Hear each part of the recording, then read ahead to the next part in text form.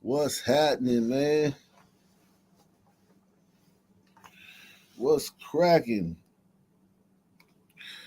What's cracking?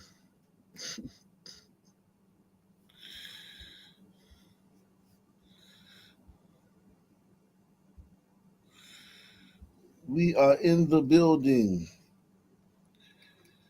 We are in this B.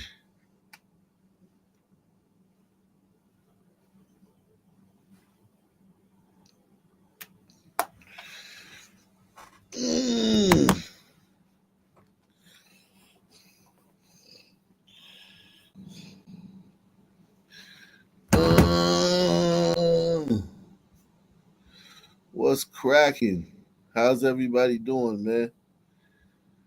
How's everybody doing out there in YouTube land here, man?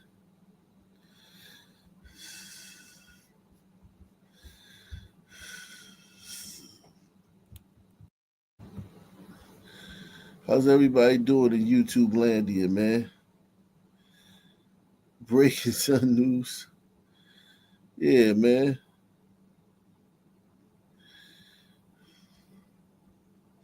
Breaking Sun News, man.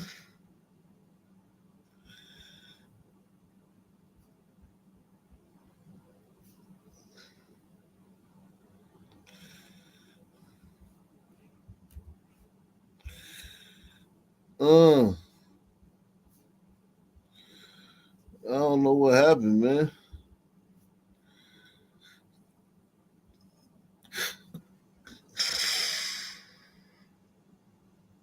Everyone hit that like button, man.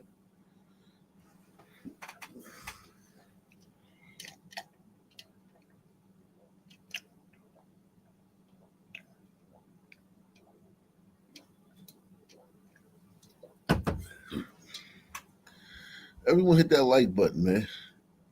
Smash that like button, man.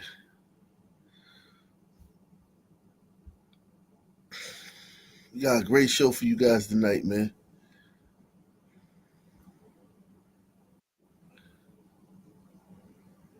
A great show for you guys tonight, man. Great show for you guys tonight, man.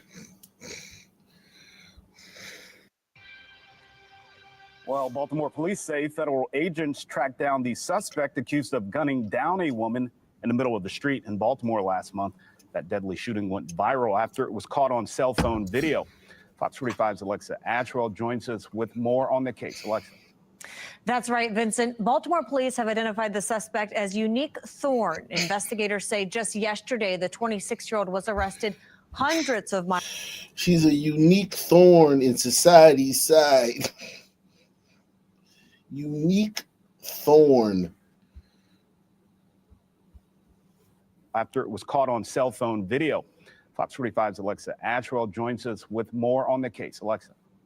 That's right, Vincent. Baltimore police have identified the suspect as Unique Thorne. Investigators say just yesterday, the 26-year-old was arrested hundreds of miles away in Ohio, but many questions remain. 26-year-old Unique Thorne now in custody. According to Baltimore police, the U.S. Marshal Service tracked down the murder suspect more than 300 miles away in Massillon, Ohio, a small town about 25 miles south of Akron. Investigators say Thorne fled here from Baltimore after fatally shooting 31-year-old Shakima Turner in the middle of the road on East Preston Street in the city's Central Police District back on March 18th. The murder caught on cell phone video and later uploaded to social media. That one? Okay, I saw that one. I didn't know she hit the girl. Wow. I saw this one. I didn't know. I thought she just shot into the distance. Wow. The murder caught on cell phone video and later uploaded to social media. In it, you see an armed person running down the sidewalk and then firing towards another person who then collapses in the street. We've opted to not show it in its entirety. Fox 45 News also obtaining 911 dispatch audio that captured police responding to the scene. 27, yeah, we have someone down underneath the camera. Fremont person.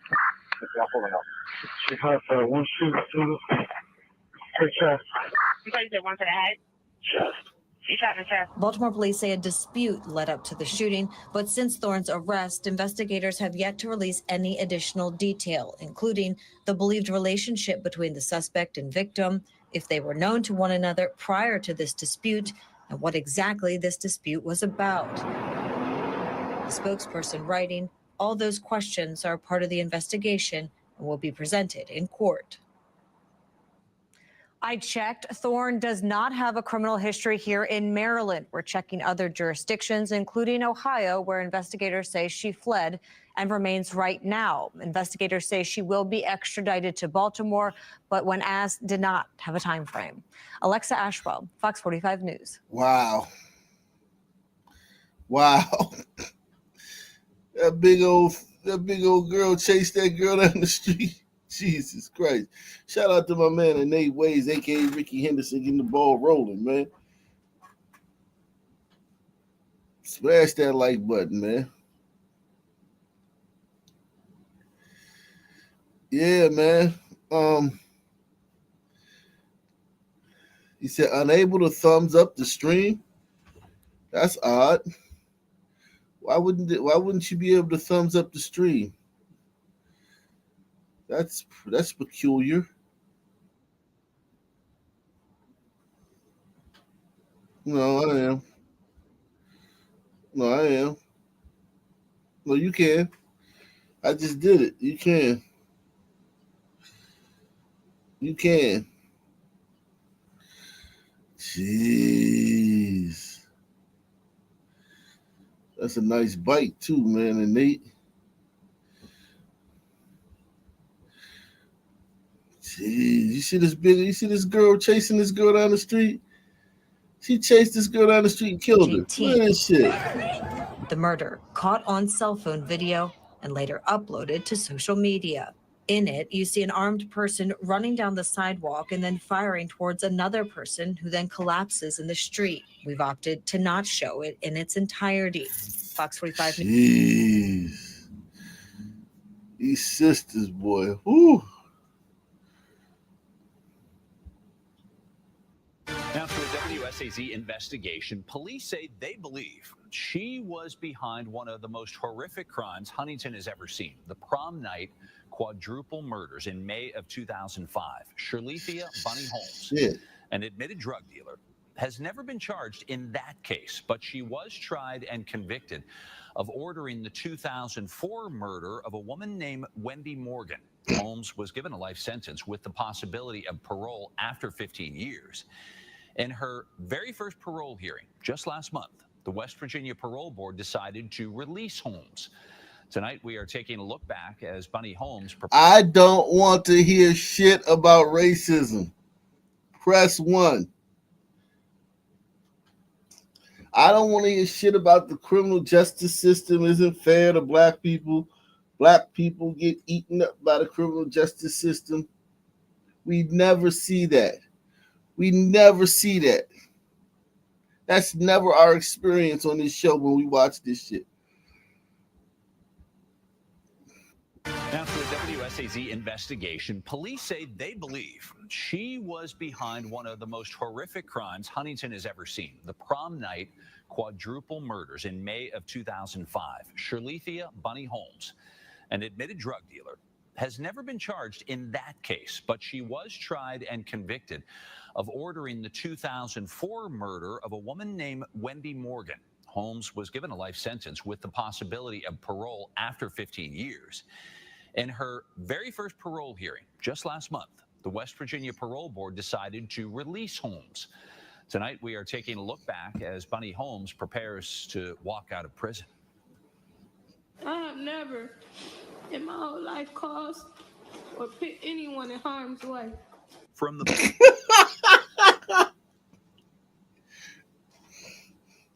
I mean, like, come on, man. Come on, sister. We supposed to believe that? I have never in my whole life caused or put anyone in harm's way. From the moment she was arrested and all throughout her trial, Shirlethia Bunny Holmes often tearfully maintained her innocence.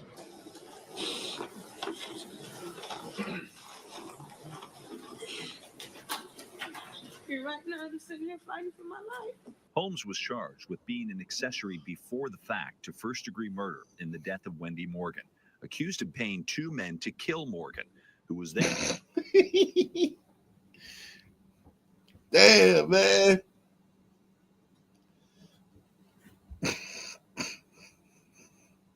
Damn, man.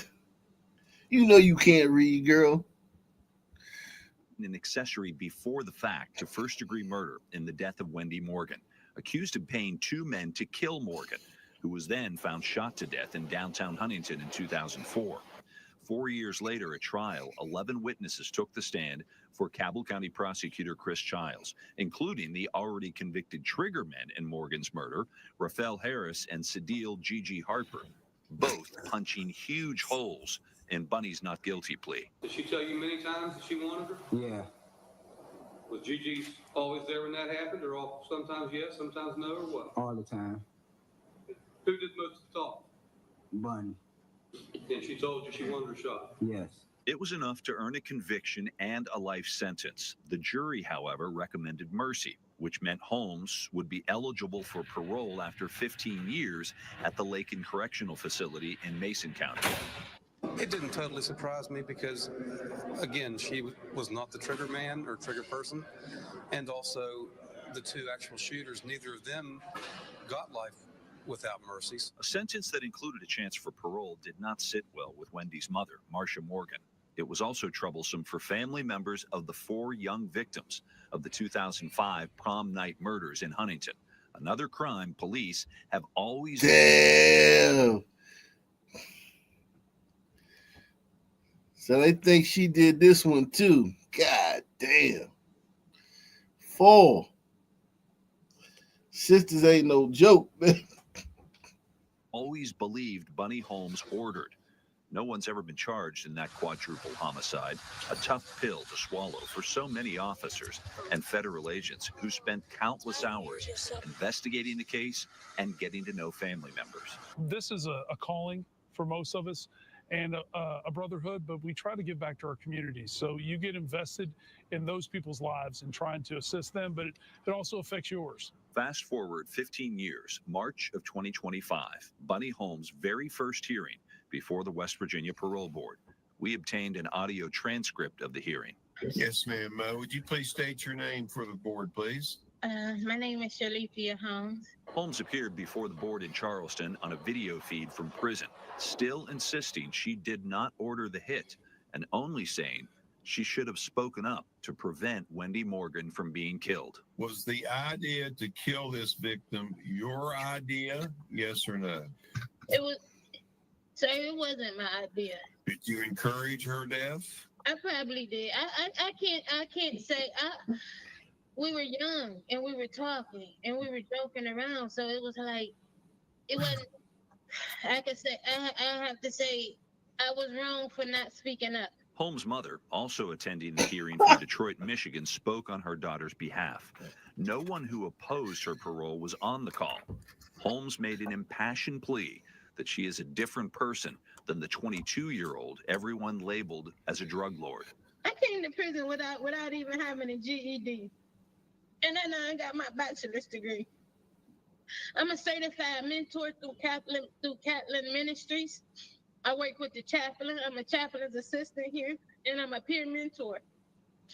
And I know if I was granted parole today, that I would definitely re-enter very successful. I have my family, I have my friends, I will have the churches, the pastors out there to help me.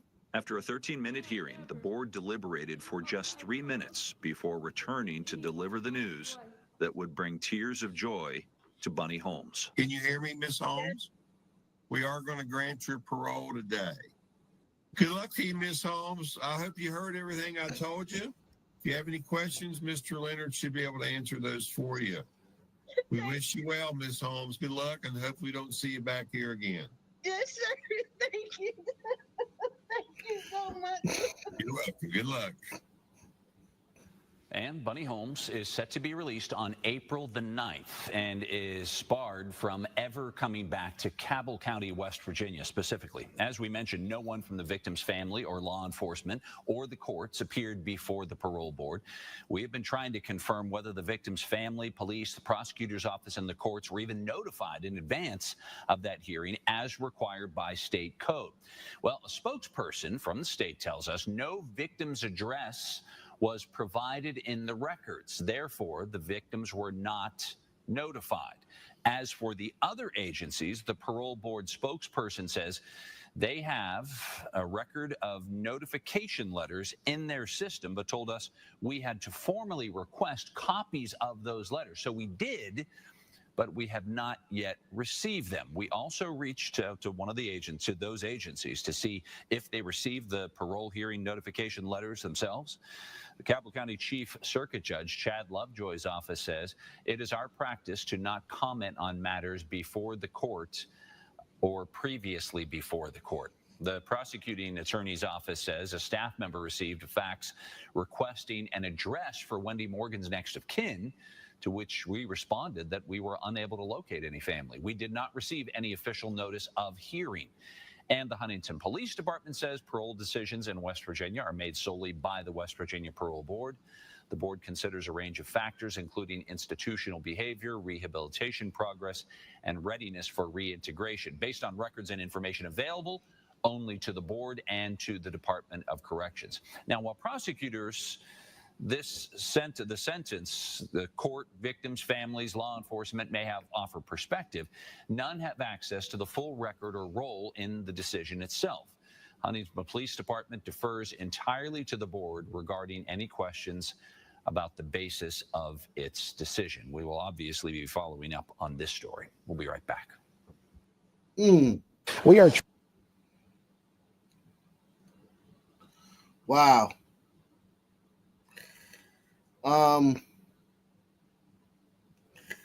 Wow. Everyone smash that like button, man.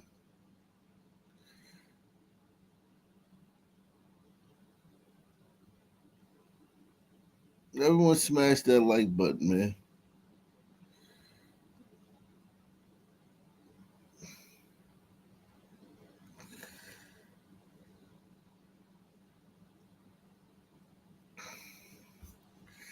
Everyone smash that like button, man.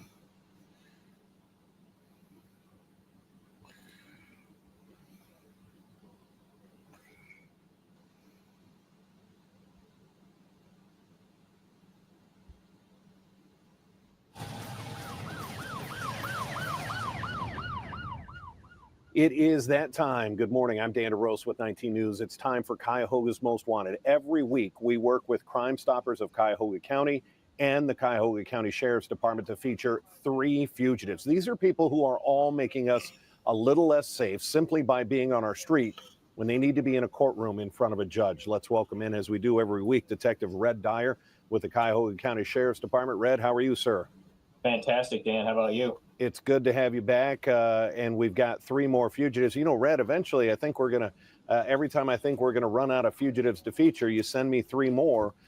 So that means we've got more work to do. Why does the Crime Stoppers of Cuyahoga County and the Cuyahoga County Sheriff's Department, why do you guys partner with Channel 19?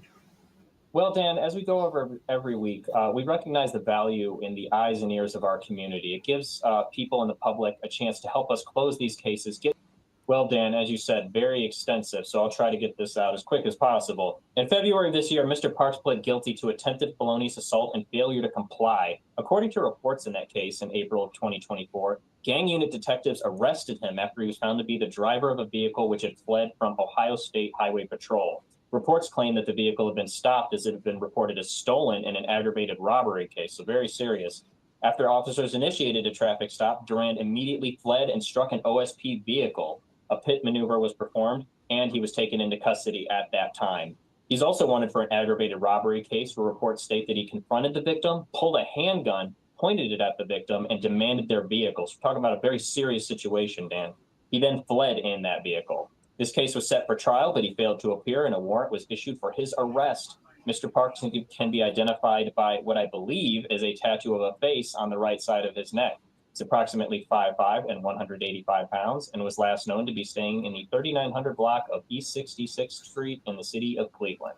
You know, Detective, when we start talking about justice for victims, and you brought that up earlier, think about the person who had a gun put in their face in that situation. That's somebody who doesn't ever want this person on the street, doesn't ever want to have to turn a corner and run into Mr. Parks again.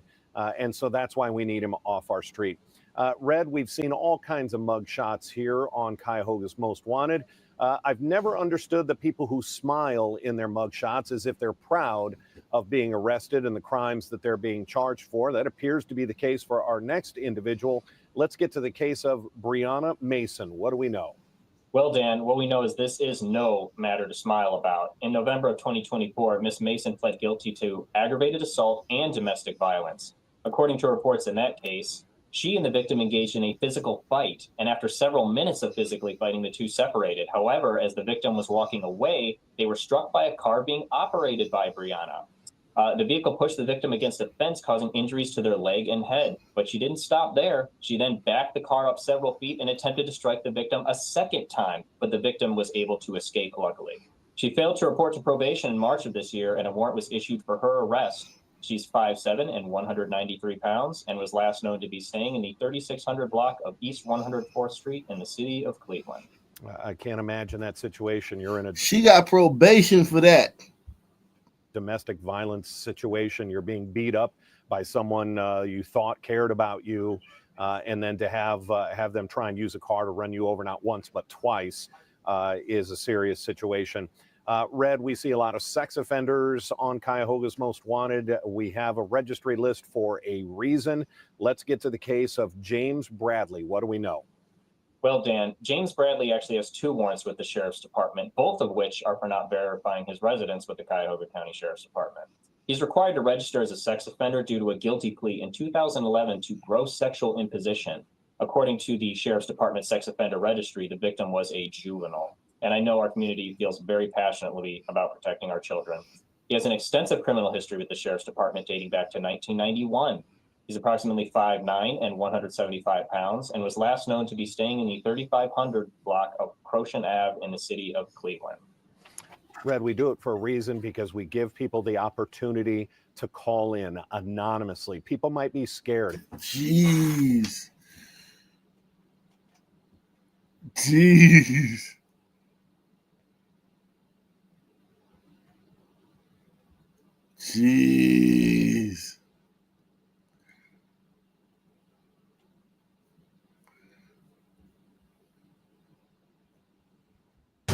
From the station that's working for you, this is Fox 4 News at 6 p.m.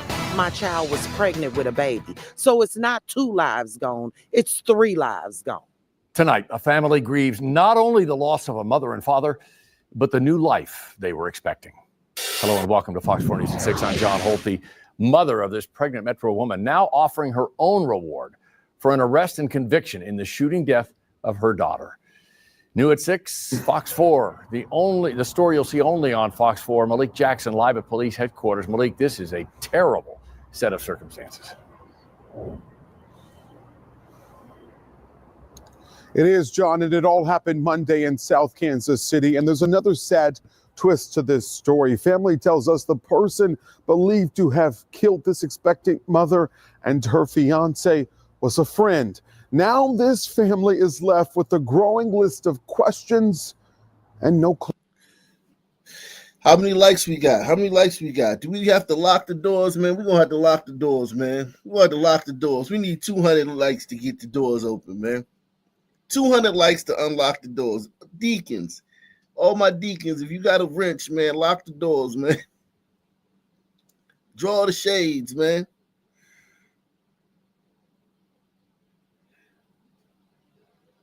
We need some people to plant some seeds around here, man.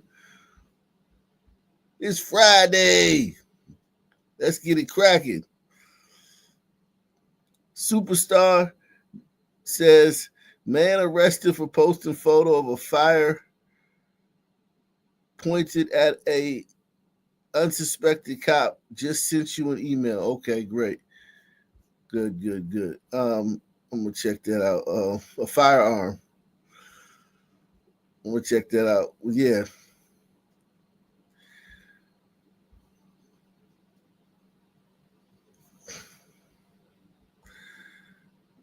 Jesus Christ. Oh, that's Jackson, Jafrica. Okay, that's Jafrica. We're gonna check that out. No closure. I don't understand how a so-called friend and someone that my daughter and her fiance helped could ever get it to a. Listen, I'm not trying to be insensitive. I'm not trying to be insensitive. I'm not trying to be insensitive.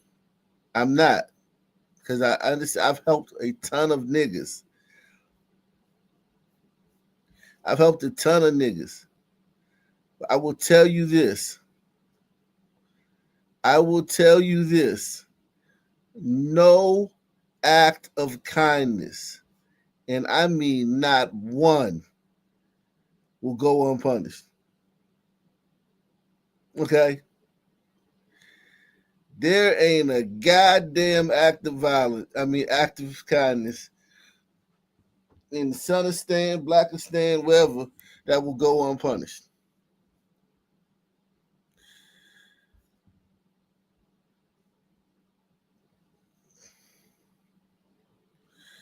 Okay?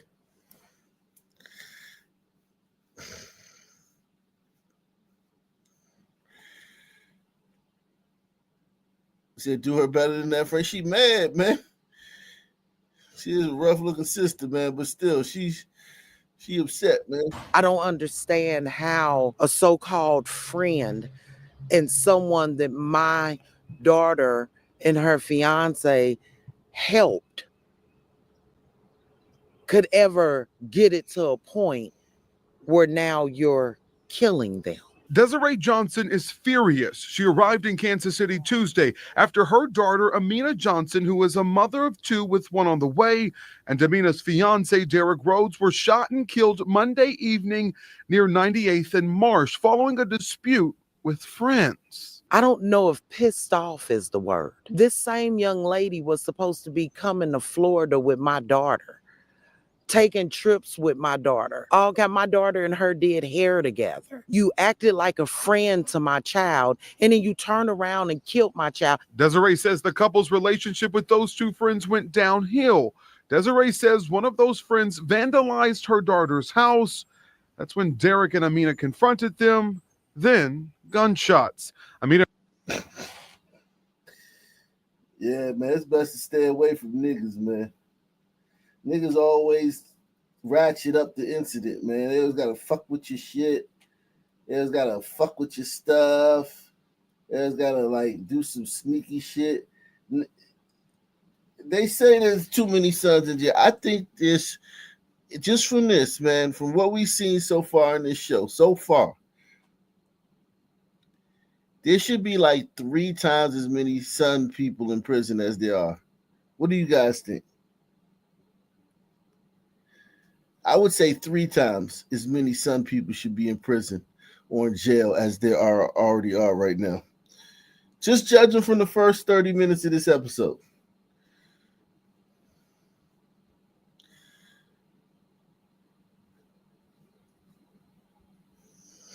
Acted like a friend to my child, and then you turn around and killed my child. Desiree says the couple's relationship with those two friends went downhill. Desiree says one of those friends vandalized her daughter's house. That's when Derek and Amina confronted them. Then gunshots.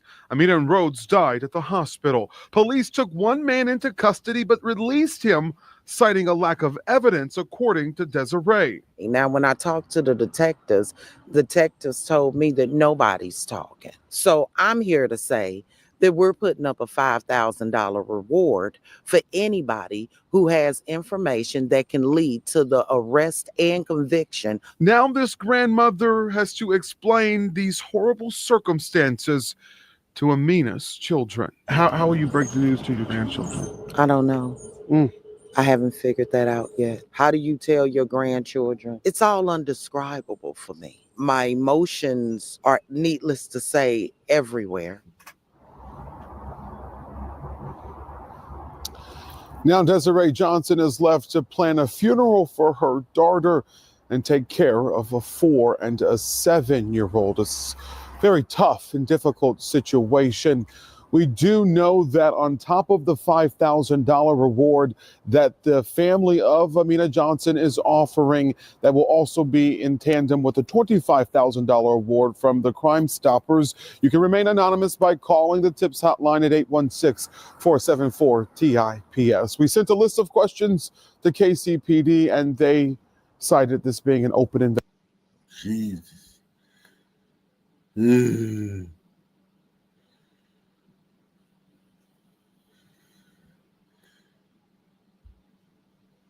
An admitted killer allowed to stay out on bond despite pleading guilty to murder months ago. And today, you heard me?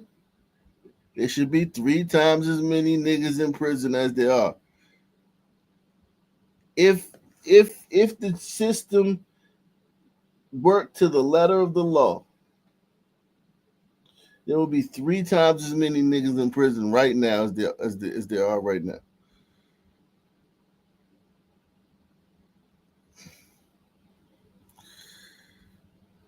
An admitted killer allowed to stay out on bond despite pleading guilty to murder months ago. and today, police say he killed again, this time his girlfriend, before turning the gun on himself. The murder-suicide now raising questions about why he wasn't immediately jailed after confessing to the first murder. ABC 13's Jessica Willey joins us live, and we can't really recall a situation quite like this one, Jessica. Yeah, and especially not ending up like this. You know, when a defendant is convicted of murder at trial, he or she is usually taken straight into custody. But when it's a guilty plea, as was the case for Austin Collette, he was allowed to remain out of jail on bond. Well, today, Houston police say he killed his girlfriend here at this downtown apartment building and then killed himself.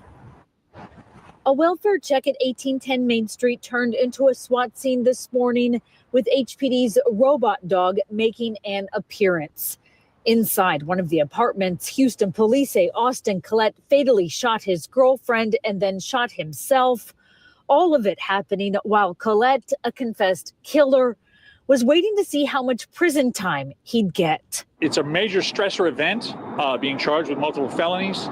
It can lead to homicide, suicide. People don't think very clearly when they're facing a large stressor event like that. Court records show Collette pleaded guilty in December in the 2019 murder of a man during a drug buy. He has been out on bond under house arrest for more than 4 years, picking up bond violations and another felony drug charge along the way. Even with a pending guilty plea and a criminal history, killer was waiting to see how much prison time he'd get. It's a major stressor event, being charged with multiple felonies. It can lead to homicide, suicide. People don't think very clearly when they're facing a large stressor event like that. Court records show Collette pleaded guilty in December in the 2019 murder of a man during a drug buy. He has been out on bond under house arrest for more than 4 years. He's been out on bond on house arrest for 4 years. This is the racist system that some say never works out in their favor and is always out to get them. This is the system. White people, y'all suck at racism, man.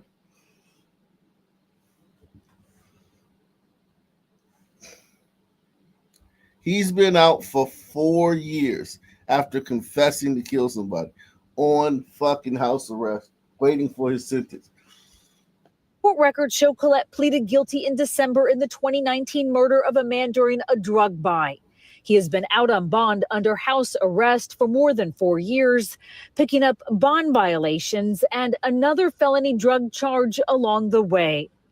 Even with a pending guilty plea and a criminal history dating back to when he was 12, Collette was allowed 4 more months of freedom as he awaited sentencing, with a pre-sentence investigation hearing scheduled for April 21st. It should not have taken nearly this long to prepare a PSI. It's composed of the offense report, the defendant's version of events, if he or she elects to speak, maybe character letters. That's it. Colette's attorney tells ABC 13 it's not unusual for defendants to remain on bond until they're sentenced. I could think. KTRK legal analyst Brian Weiss says the court, in this case, Judge Hilary Unger, could have also sent him to jail, or the state could have. Hilary Unger.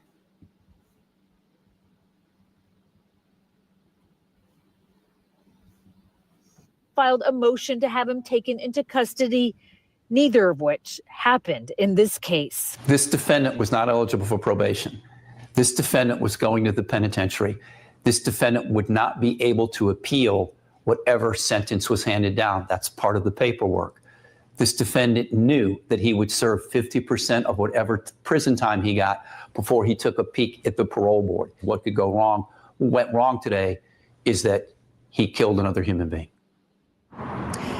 And Colette's attorney says that some of those bond violations were just GPS ankle monitor connection issues. But take a look at this. For his latest violation just this past weekend, they didn't know where he was for 12 hours. Pretrial services chalked it up to metal flakes getting in the way and preventing his GPS device from charging properly. All of these details when considering what to do with the bond violation. In this case, the court decided no action was. Who believes that? Who believes that they couldn't find out where he was for 12 hours this past weekend because metal flakes prevented his ankle monitor from charging correctly?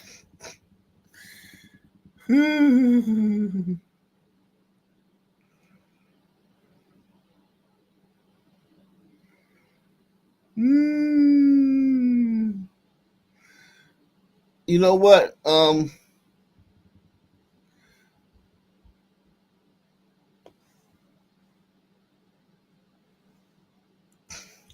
Speaking of the latest news, man, our friend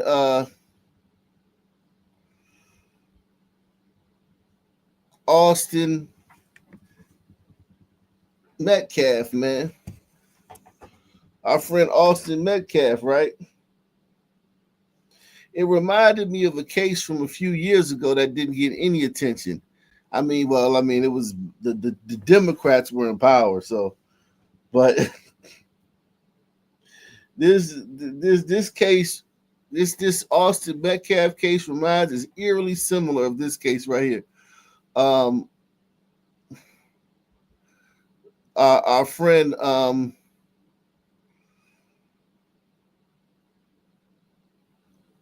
Elijah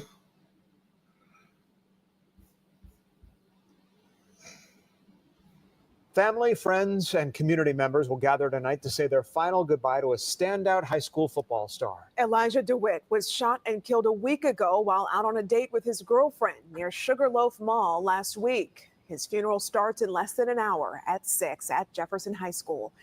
It comes as the two teens charged for his murder were in court for the first time this morning. Fox 5's Brooke Zahner has the story. 18-year-old Kamari Bryan and 19-year-old Chandler Richardson went before a Gwinnett County judge for the first time on Wednesday. The two face 4 felony counts in the shooting death of 18-year-old football star Elijah DeWitt. The charges include malice murder, felony murder, aggravated assault, and possession of a firearm during the commission of a felony. I want him to be remembered as a fierce competitor with a very large heart. Today marks 1 week since Elijah was shot and killed. Investigators say Bryan and Richardson got into a fight with DeWitt before shots rang out. Police tell us they responded to the Dave & Buster's parking lot at Sugarloaf Mills Mall. Officers found DeWitt on the ground with a gunshot wound. His family says they're devastated. Definitely the worst day of my life. The community came together over the weekend to honor and remember Elijah. Police say they're still working to figure out a motive for the shooting, but Elijah's father says he's already forgiven the young men charged with murdering his. You heard that? You heard that? But Elijah's father says he's already forgiven the young men charged with murdering his son. Figure out a motive for the shooting, but Elijah's father says he's already forgiven the young men charged with murdering his son. Forgiveness is for the forgiver. We don't want the hate in this household. Brian and Richardson will remain here at the Gwinnett County Jail until their next court appearance.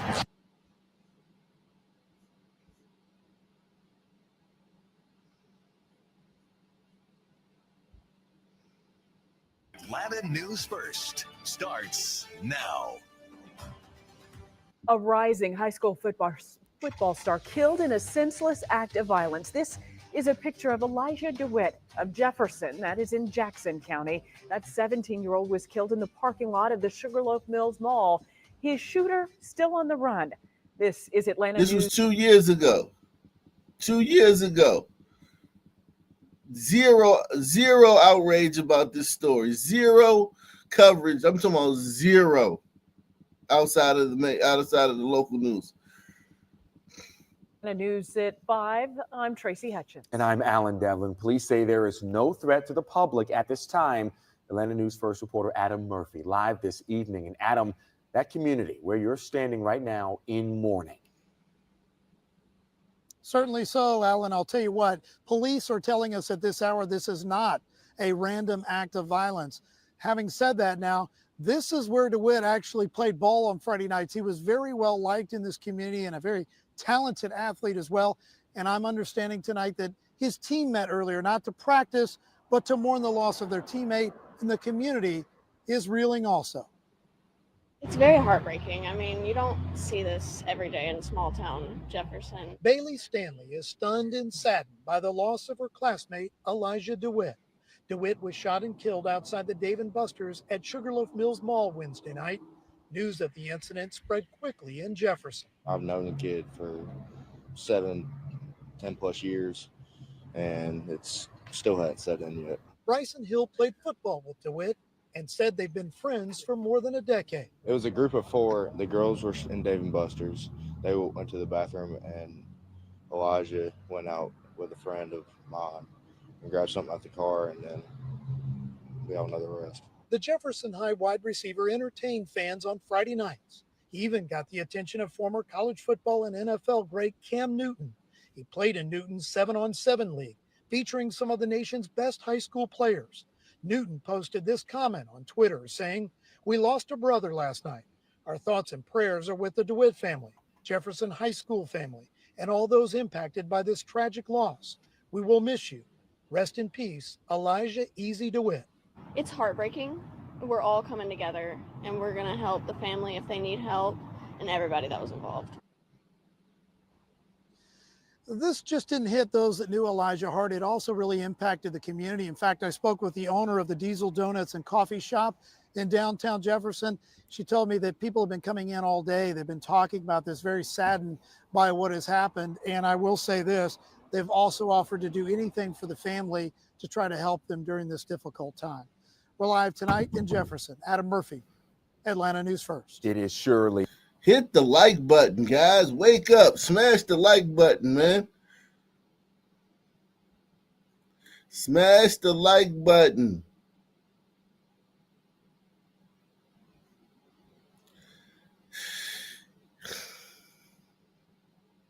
It's eerily similar. These white star football players crossing paths with sons that they never met before and getting murdered in broad daylight. We're talking about broad daylight. We're not talking about like in a dark alley somewhere. These white football stars crossing paths with niggas and getting murdered in broad daylight. Answer you might expect. A mother says she is unable to hold on to hate after her son is shot and killed in a mall parking lot. I'm Sean Gables. And I'm Rick Folbaum. And tonight, the teen's small Northeast Georgia town still dealing with their shock over his loss. Elijah DeWitt, he was a football standout, Jefferson High School, gunned down Wednesday night outside Dave & Buster's at Sugarloaf Mills in Lawrenceville. Tonight, we are getting our first look at the teenagers who police say are responsible. Atlanta News First reporter Patrick Quinn spoke to Elijah's family, and tonight, despite their devastation, they're showing an amazing level of grace. And Patrick, they say they forgive these teenagers.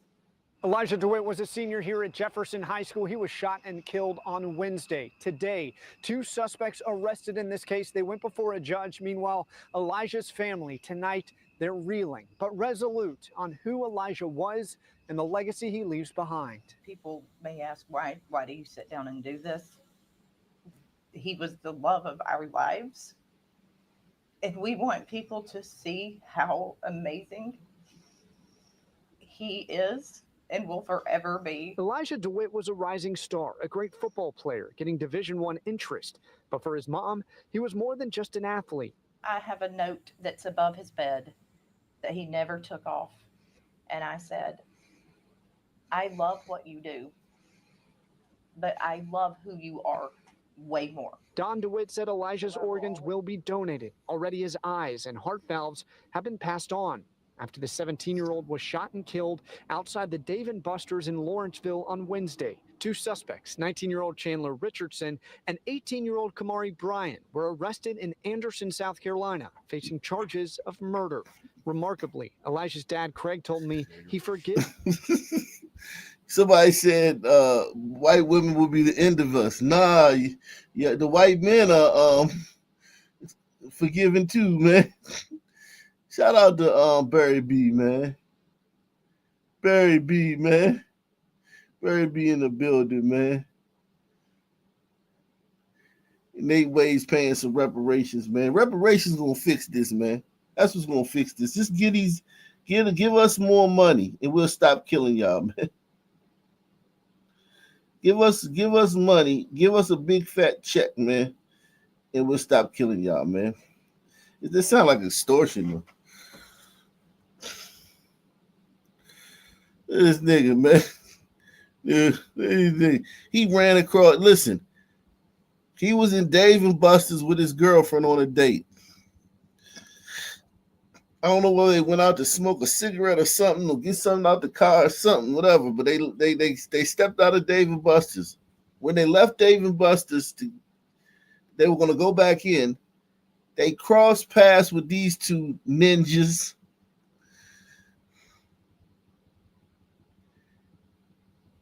And some dispute starts, and then they killed them right there on the spot.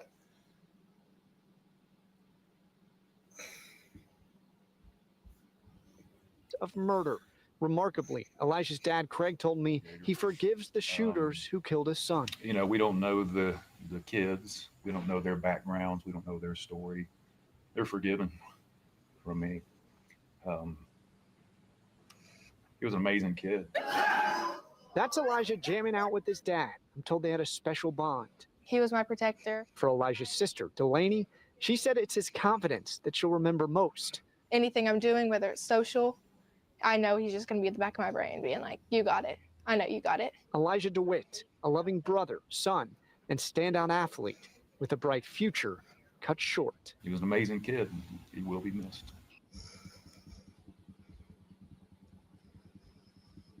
An admitted killer allowed to stay out on bond despite pleading guilty to murder months ago. And today, police.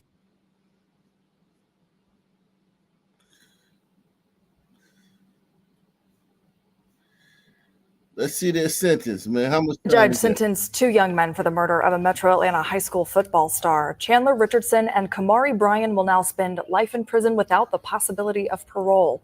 Both pleaded guilty to the shooting death of 18-year-old Elijah DeWitt.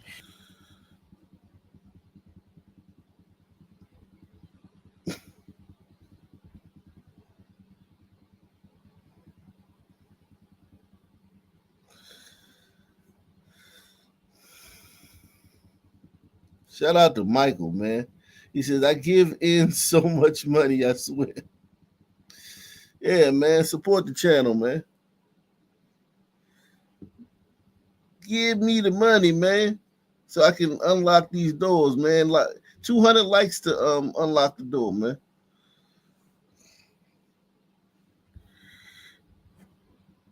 Everyone hit the like, man.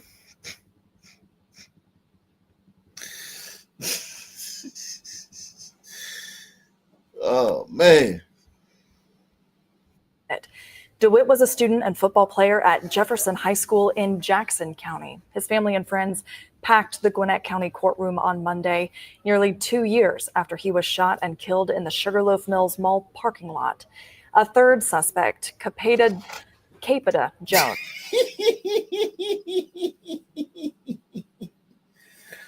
Oh my God. Capita. They not even trying no more, man. That nigga look like he from the Congo, man. He look like he could play Idi Amin in a movie, man. God damn.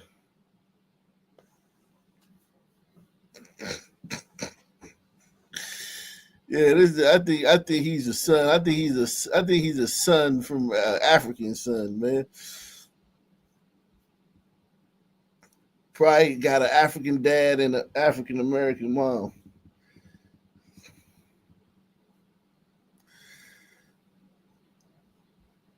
Third suspect, Capita Jones, is also charged in DeWitt's death. Right now, we are working to find out the next steps in his case. Or vice versa. Now, folks, there is now a... Jeez.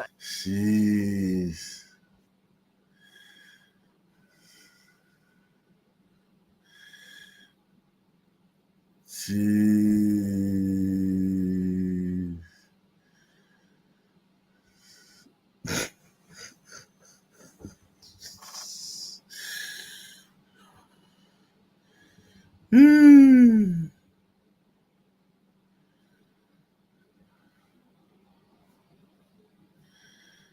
Jeez.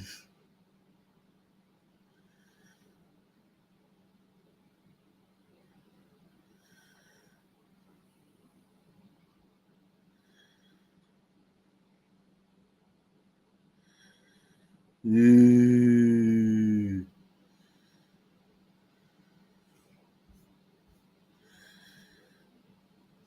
I ain't gonna lie to you, man.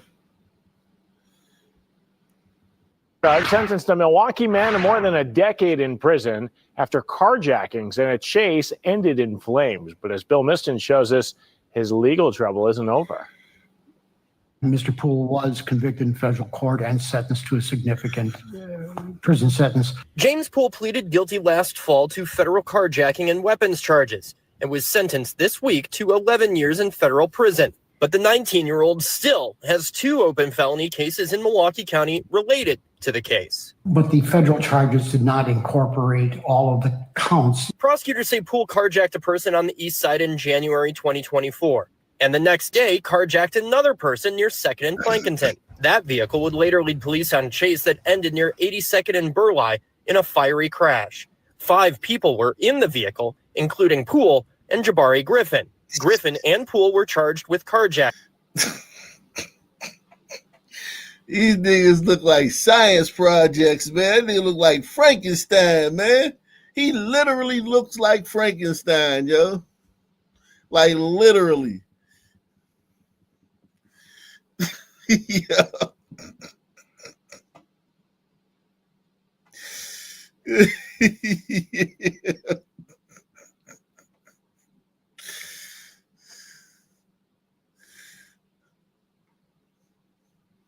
I swear, I tell you, man.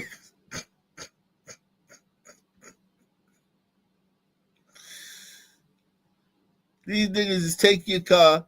They don't steal your car, take it to a chop shop, get hundreds of dollars, or they not working with the mob to ship the cars overseas, get a cut of the profit. They steal your car just to wrap it around a fucking lamppost. And we talking about IQ is not real. IQ is real. These motherfuckers steal your car just to wrap it around a lamppost.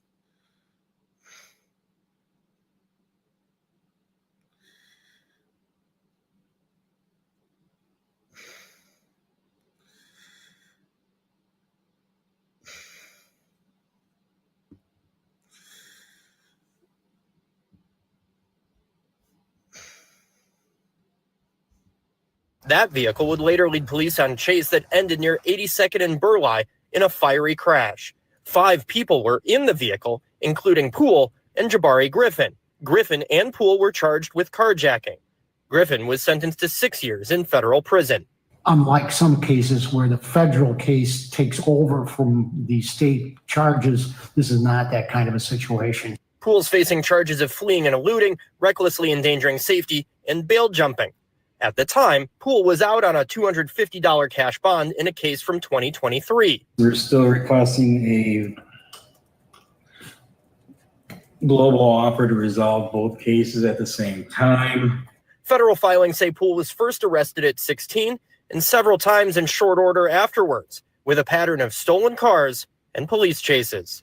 Poole remains in custody on a federal hold pending the outcome of the state cases. In Milwaukee, Bill Miston, Fox 6 News. Well, Baltimore police say federal agents tracked down the suspect. Jeez, man. Jeez, man. It's rough out here, man. It's rough out here, man. It's rough out here, man. Shout out to Zachariah, man. Sands of the Sea. Shout out to Zachariah, Sands of the Sea, man. He says,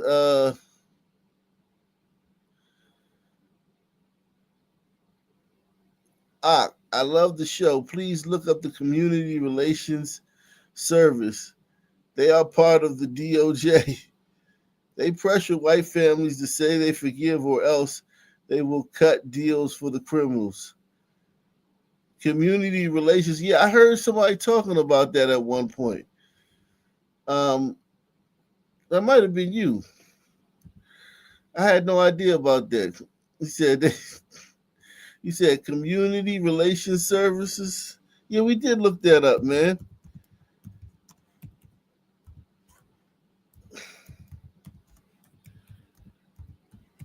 I still think that, yeah, I said go to DOJ. Yeah, our mission for over 60 years, CRS has been America's peacekeeper. Wow, this is deep, man. This is deep. So you think this is why the white people always forgiving the sons that rip their hearts out and to shatter their lives? This is deep. For over 60 years, CRS has been America's peacemaker. CRS responds to communities experiencing conflict and violence to help restore peaceful relations. Damn. Guided by federal laws establishing jurisdictions, CRS assists communities through facilitated dialogue, mediation, training, and consultation to overcome differences and build the skills needed to prevent future disputes. Wow. That's deep. This is the part of the DOJ. That's deep. That's deep, man. Shout out to S Freak. He said greatest show on YouTube. Yeah, man. Make sure y'all support the greatest show on YouTube, man. I want to go to Jackson, Mississippi, man. The dude just sent me the link to Jackson. He sent me something that happened in Jackson, man. Jackson, Jafrica, as we call it here. Jafrica.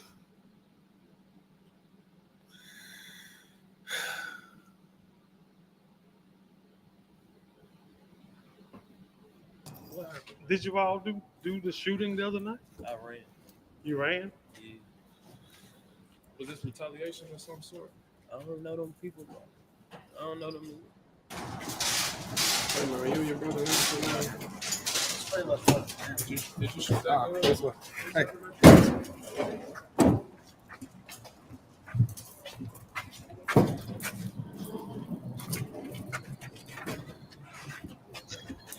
Were you the one that fired the weapon the other night, young man? Did you fire the weapon the other night?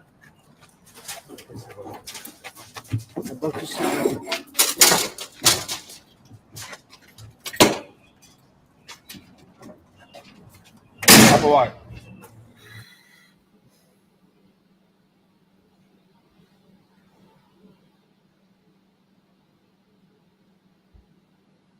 Two people were arrested in connection to the recent shooting that occurred just hours after the Howe St. Patty's Parade in downtown Jackson. 12 News' Delisha Banks has more details regarding. How come every shooting at St. Patrick's Day parade, ever since I've been on here, man, has been a son? There's never been a goddamn fucking ginger ever shoot up a St. Patrick's Day parade. It's always sons. That's quite odd. That would be like if every fucking Juneteenth and shit, or every goddamn fucking Martin Luther King Jr. Day event, some fucking Irish person was going up there and shooting it up. Imagine what the fucking news stories would be like if that was the case. Everyone hit the like button, man. Smash that like button, man. We need 200 likes to unlock the door. Somebody tell me when we get the 200 likes so I can unlock the doors, man, and drop the link, man. Somebody tell me when we get the 200 likes, man. Everyone smash that like button, man.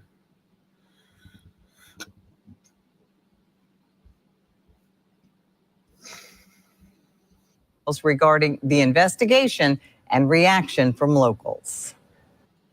Thursday, Capitol Police arrested 22-year-old Michael McLeod and 21-year-old Marquavius McLeod. The two are brothers. The mass Michael and Marquavius. So she tried with the normal names. Then she was like, she seen how that little nigga was turning out. That little nigga was already packing a gun at like 2 years old. She was like, shit, I might as well just go ahead and say fuck it. Name the next one Marquavius, man. brothers. The mass shooting took place on Lamar and Pearl Street Saturday. A total of 8 people were shot, and a 21-year-old man, Cortez George, lost his life. According to a statement released by UMMC, Michael McLeod was employed as a police officer at the center for about a year and passed all background checks prior to his hire. Call me old-fashioned or paranoid. It behooves me when you got a young man, 21, 22 years of age, carrying a badge and a gun. Some of them get kind of arrogant and cocky because they had that sense of authority. And I think 21 and 22 is too young to be carrying a badge and a gun. That's my personal opinion.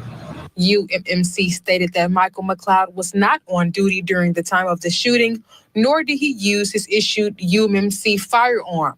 He also had no prior disciplinary actions. In a court hearing early Friday, it was stated Marquavius McLeod had been charged with over 10 felonies within the last 3 years.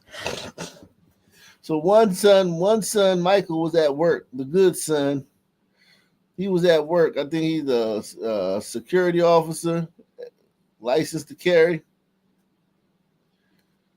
They said he had a badge. And Marquavius has been charged with 10 felonies over the last 3 years. The good son and the bad son, man. His issued UMMC firearm. He also had no prior disciplinary actions. In a court hearing early Friday, it was stated Marquavius McLeod had been charged with over 10 felonies within the last 3 years. The McLeods both have been charged with 1 count of murder and 7 counts of aggravated assault. The suspects were denied bond. If people would just seek Jesus, go on, get filled with the Holy Ghost and get baptized in Jesus' name, not Father, Son, and titles, Holy Ghost, but in that name, I feel that there will be much, much less crime and more love. Capitol Police say additional arrests are anticipated, and the case remains an open and ongoing investigation. In Jackson, Delisha Banks, 12 News.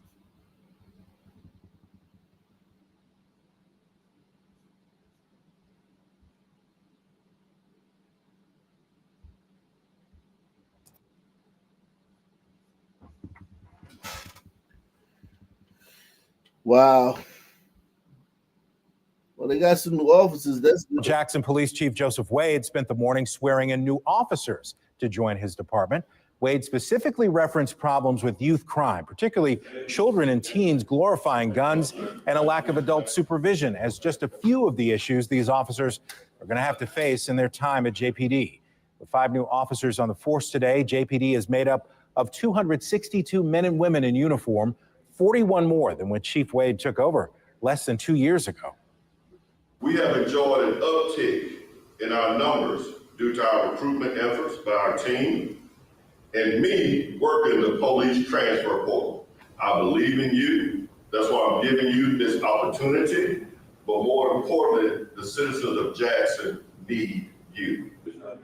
Now, all 5 of the officers sworn in today have experience in law enforcement. 3 of them have worked for JPD in the past, and they're making their return to the department.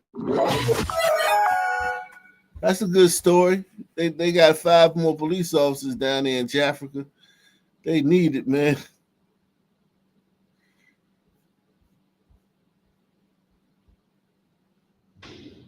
Troy, Megan, that disturbing picture of a gun with a Glock switch pointed at a veteran JP officer while he was sitting in his cruiser has caught the eye of police on Instagram.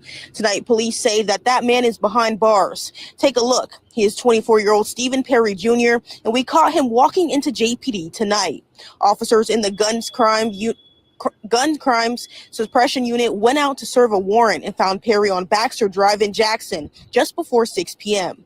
Chief Wade says this comes after an incident that happened Tuesday at the intersection of Robinson Road and Highway 80. JPD intelligence made the disturbing discovery. Wade says this isn't the first time this has happened, and it's being investigated as a terrorist threat. Pointing a gun at a law enforcement officer, not the way to get clicks and likes, right? It's going to get you in the penitentiary, and I'll help get you there. Chief Wade says anyone who partakes in this kind of activity will face life-changing consequences. Now, Perry Jr. is being charged with terroristic threats, and I'm reporting live at JPD headquarters. Crystal Tisme, 16 W.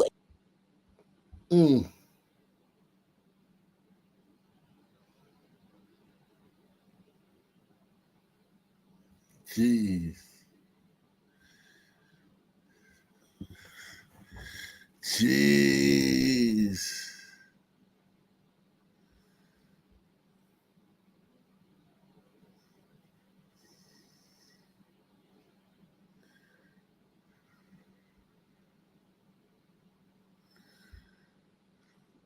The 100 Black Men of Jackson Incorporated is an organization that has been around for 35 years. The program mentors young men from ages 8 to 18. Their mission is to expose the mentees to positive older men to change their mindset and instill great values in them for a path of success. They have an opportunity to travel, an opportunity to take ACT testing, dining etiquette training. We take them on field trips, Selma, Alabama, Memphis, Tennessee. The executive director, John Hardy, says the organization is funded periodically by the Mississippi Department of Human Services and donations from community members. Most of the time, it doesn't leave a lot of room for capital improvements and things of that nature. We try to invest that money into our mentees. But then a man named D'Angelo Sherrod came along. He's an avid tennis player. He heard we had tennis courts over here, so he wanted to see the tennis courts. As I'm giving him a tour of the property, he said, man, I need some work around here, because there were limbs down in the area. The basketball court needed pressure washing and all of these different things. And he said, man, I would like to volunteer my time. He said, I think I can get some of my friends to help me. And Sherrod hit the ground running. Among numerous things being renovated, one of the biggest accomplishments is the basketball court. It went from this to this. John Hardy says out of all the years he's been here, he's never seen it look this way. We don't really have a lot of things for us. And I was glad to, be able to help, especially, since they mentor young kids. And if I could come over and help clean the place up or make it usable for the kids or whatever the case may be, then I was happy to do so. I have to tell you, I've been here 10 years. I thought the court was black. I thought it was asphalt. Sherrod has also been working on the pool, pressure washing the tennis courts, painting and putting together benches, and replacing the net over the greenhouse. It was certainly a godsend when he showed up. Sherrod plans to continue until the renovation is complete. I would love to see it just back up and running because I live in Gluckstadt in Madison area, and I see places like this up that way all the time. So why not here? And he's even... Salute to this brother, man. Salute to this brother, man. This brother's a great man, man. This is a great man, man. We covering a lot of sons that ain't shit tonight and every night, but we also want to make sure we highlight the ones like this brother, man. Shout out to this brother, man. Dynamite guy, man. He's even open to mentor opportunities with 100 Black Men. 100 Black Men.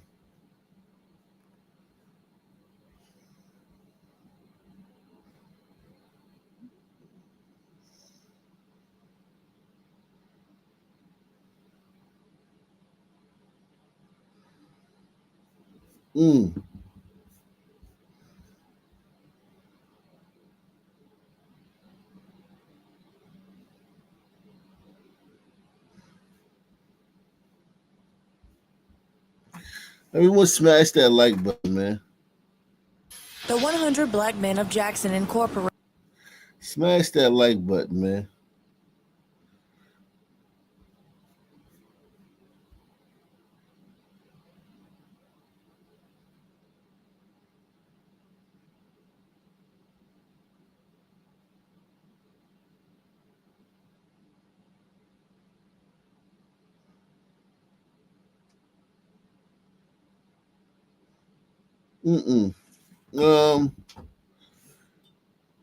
Let's see.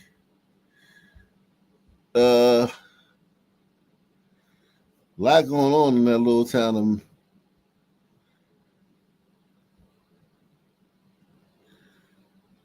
Jeez.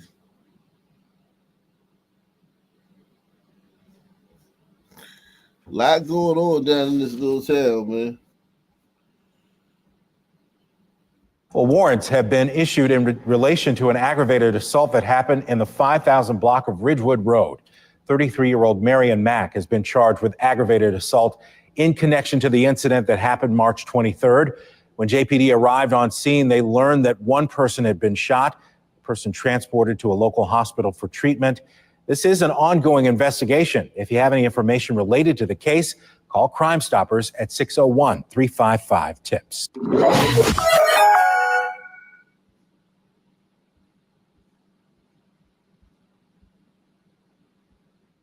Breaking news, a jury. Okay, so remember Linda Fricky, the woman who was in New Orleans who was carjacked, and she got her arm got caught up in the seatbelt, and the kids kept driving off, and they ripped her arm off during the carjacking, right there in broad daylight, sunny day in New Orleans. Dozens of people looking on, aghast. Well, those kids, a couple of those kids are now going to learn their fate for what they did to Miss Linda Fricky, man. What's going on, man? Yo, what's up, big dog? Ain't nothing, man. Remember? What do you think about the football player, the other football player that I showed earlier? Did you remember that story? No, which one? Well, we were talking about a football player that got killed, white football player that got murdered in broad daylight by some Sun teens that he just happened to cross paths with The one while that he got was on a stabbed? date. No, he's on a date with his girlfriend. This one was 2 years ago. I just covered it again. Yo, real quick though, I was listening to yesterday's show, right? Where I forget her name from the UK, right? Where she came up talking about Pantheon. yeah, Pantheon, like that the two knew each other, right? Yeah. Did you know that George Floyd and Derek Chauvin knew each other? Right. George Floyd was sleeping with his girl. Yeah, Did you know George that? Floyd. Yeah, they was best friends. Yeah, he was a bouncer in the club that Chauvin they were called. You know that, right? You know that. Right, That yeah. that shit, man, it's never That ending. it didn't come out in trial because the white man be wanting Right. to, what I'm But saying. it's never ending. You know what my favorite one is, though, Ak? My favorite one, you won't remember this, but long story short, here in Chicago years ago, I told you about a story where three Sunmen opened fire recklessly, right? And ended up Uh-huh. paralyzing an off-duty cop, right? And this one white bitch was talking about something ain't adding up. You bitch. If there was a couple of Juice Crew and they opened fire recklessly or some Japanese kids, that it ain't adding up. Something that's not normal. But three Sun words, opening fire recklessly in public, it adds up very clearly. But this whole notion of, something ain't adding up and there's more to it and shut the fuck up. Right. Breaking news, a jury just returned a guilty verdict in the brutal carjacking that killed 73-year-old Linda Fricky last year. Good evening, I'm Lee Zurich. And I'm Lauren McCoy. Jurors unanimously convicted 18-year-old John Honore of second-degree murder. And we just heard from Linda Fricky's family and the district attorney. Maddie Kurth and David Jones are live at criminal court with the breaking details. Lee and Lauren, that unanimous vote is in this one-day trial, ultimately deciding the fate of John Honore. Now, this all started with John Honore's defense attorney admitting that his client was guilty, but he hoped that his argument that his client was a, quote, idiot kid would be enough for the jury to show some mercy in his conviction. Now, the Fricky family surrounded the steps of the courthouse after the verdict was announced. It was an intense day at the courthouse. The district attorney's office walking the jury through each step of John Honore's alleged involvement in Linda Fricky's death, showing graphic images of the injuries Fricky sustained when Honore got behind the wheel and dragged her 700 feet into a wire, severing her arm. Now, remember, Honore is the final teen to face conviction. Last week, Renaya Baker, Laniera Theophile, and Markel Curtis all pled guilty to the lesser charge of attempted manslaughter. They each face a 20-year prison sentence as part of the deal. But the family says Linda Fricky would be smiling down on them now, celebrating the news and proud that they stood by her for more than 18 months. They say they want Honore and the three accomplices to feel every second of their sentence. To even walk here today and still hear the plea of innocent was insulting. I hope he feels the fear that she had in her heart that day. I hope he feels the pain. And when he hears his own self screaming for mercy and it don't come. Linda is smiling down, and I actually brought my parents to court today. And they were. And they were happy for Linda. I brought my parents with me. So, I'm sure they're all singing in heaven right now, and we're singing down here, so we're happy.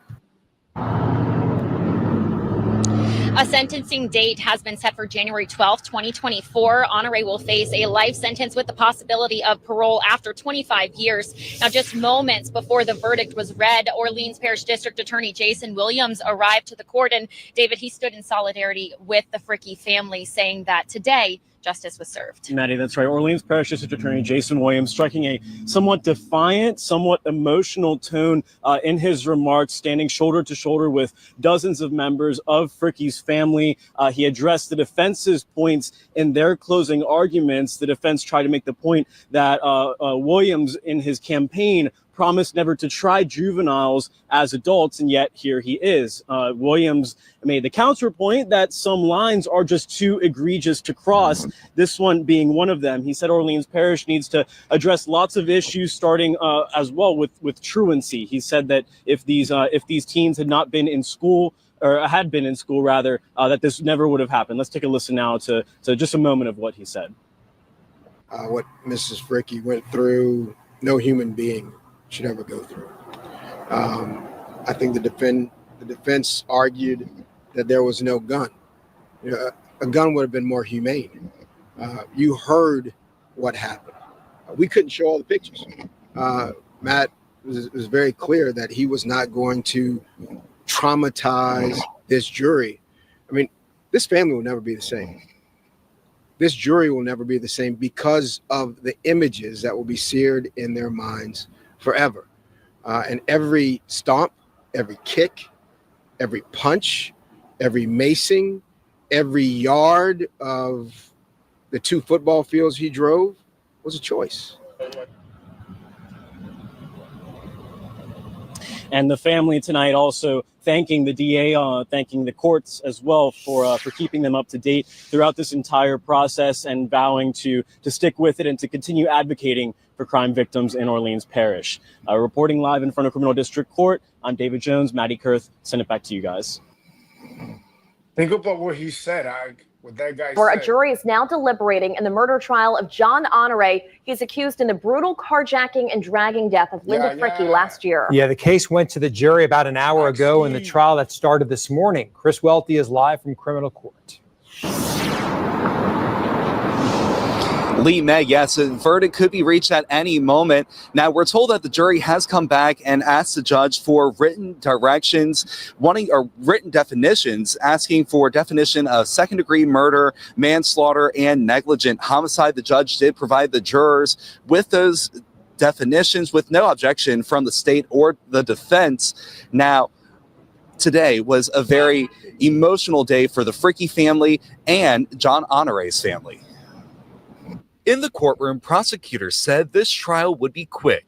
The district attorney's office outlining graphic details to the jury. The DA's office says in March 2022, John Honore, along with 3 accomplices, approached Linda Fricky's car on Bienville Street. After a failed attempt due to passing cars, a masked Honore pepper sprayed and dragged Fricky out of her car, stomped her, and beat her before she was dragged over 700 feet. Fricky's arm was severed, and prosecutors say she was skinned alive. The state calling the act merciless. We want to make sure that we get what Linda deserves, and that's the ultimate justice. Honore's DNA allegedly was found on an earbud collected from Fricky's vehicle. The defense admitted John Honore committed the crime, but says he was young and immature. Honore's attorney says he has remorse and referenced a letter he wrote to the Frickies. In that letter, Honore apologizes and calls what happened that day, quote, the biggest mistake of my life. Honore says he now prays daily and asks for forgiveness. Oh, man.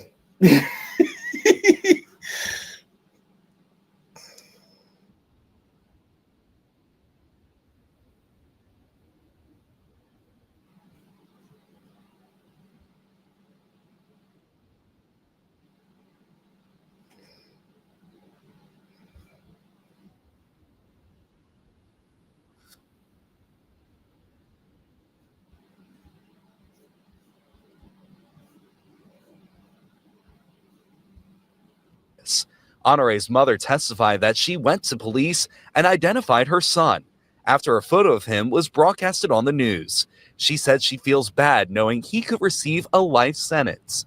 Meanwhile, Honore's father was removed after an outburst. That I'm standing behind my son and he did nothing and he's innocent. The jury saw He did nothing. Man, he a He good did kid. nothing. He a good kid. It's all relative. Yo, you fell asleep, but what that judge said was horseshit. What did the judge say? The judge apparently made a campaign promise to never try a juvie as an adult. Think about how dumb that is, considering what was going on out there with these juvies. Considering the color of the juvies in New Orleans. Right. I mean, it's unacceptable. And the fact that he won, and think about what else he must have said. But the fact that he won says everything you got to know about that place. I know, man. This is one of the fathers. This is a voter. This is a voter, man. Right. Think about if a white kid's dad, the white kid's dad's always like, I forgive you. You know what I'm saying? I'm talking about the first day, right? The first hour. Yeah, like as soon as they talk to the white dad, he's already forgiven. He's not even pronounced yet. And this dude right here, he told me my son has done nothing, even though he's on camera doing something. Right. Honore's But you know father what? was removed after an man? outburst. You know what, though, Chief, man? In the spirit of what you said earlier about honoring stand-up brothers, he's here. He's involved in his kid's life. So, that's got to be worth some, I guess. Yeah, I mean, I give him an A for effort on that tip. In that spirit. Yeah. But these crimes are just so heinous, man. Um, you have to send a message, but it is true that this doesn't change anything. You just don't have to worry about this particular son anymore. Right. I mean, look, the most. It's very unfortunate that they're not going to be punished accordingly, because they're not going to get what they deserve because they're juvies. But so I guess beggars can't be choosers, right? Yeah, I mean, you got to take something, man. What's up, guys? What's your thoughts, man? What are my thoughts? Yeah. I mean, quite frankly, I think the kid should have gotten no less than death. I mean, he literally ripped an old woman's arm off while he's driving 2 football fields down. Like, seriously. But he didn't mean to do it. It's like kind of like manslaughter on her arm. Like he didn't mean to kill her. That's a son, man. Yeah, he didn't mean it. He just drove off. I mean, if you think about it, it's kind of her fault. But honestly, like in a lot of crimes where like somebody gets killed in a robbery, though, too, if somebody dies like in commission of a felony, it's still considered like first-degree murder or something like that. I think that standard should still apply here. Yeah, I mean, this is just a big mess. That I'm standing behind my son, and he did nothing, and he's innocent. The jury saw video of the carjacking and video piecing together the path after she was dragged. They also saw graphic photos of the incident. In closing arguments, the state said, quote, "This isn't a situation of kids being kids, as the defense would have you to believe. This is about a series of decisions that all led to the end of Linda Fricke's life. This is the killing of a human being." The defense said, quote, "You honor Miss Linda by not sending him away for the rest of his life. Really, I'm just asking for mercy for a child and his mother."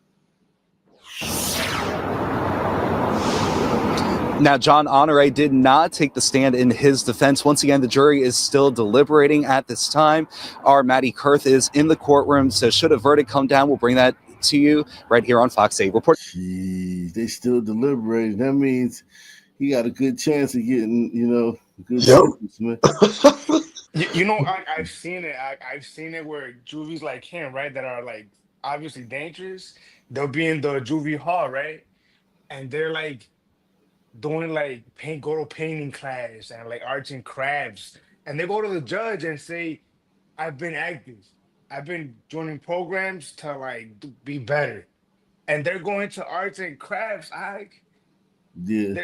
They're like like the kids do with the popsicle sticks, where they glue them together and then make like a horse or a person. Like I know what you're talking about. My daughter does that stuff. Right. They make these clowns do that, right? I mean, look, if we're being honest, now this might be cruel and unusual though, but we should have them write like a 5-page essay explaining to us why they should be let go. It will be the funniest shit reading that shit out loud. You know what I'm saying? Those kids couldn't write a 1-page essay double spaced. You know what I'm saying? Like seriously, man. All right, 1 paragraph. You gotta remember these kids are. First at 4, Columbus police have arrested a substitute teacher for allegedly hiring a juvenile student to kill her husband for $2,000. 44-year-old Stephanie Demetrius is charged with conspiracy, and police say this is not the first time she's tried to hurt her husband. Wow. NBC4's crime and safety reporter Anna Hoffman has details. Wow. Police say they arrested Stephanie Demetrius on Tuesday night. Police say the student's mother found Sound information like a about the glider. alleged plot on her son's phone and turned that into police. Demetrius was in court Nope. this morning. Oh Records man, the Academy this for is Urban Scholars terrible. High School on Yeah, I thought she might have been Italian or something, but nah, man, this is Sun-Italian, Yeah, man. they jacking the names and stuff. At least she's not fucking a student. Right. Then she would have been a white. She would have definitely been a Yeah, white yeah. girl if she was She's doing staying that. in her lane, you know. She's staying in her Yeah, lane. exactly, man. Jesus Christ.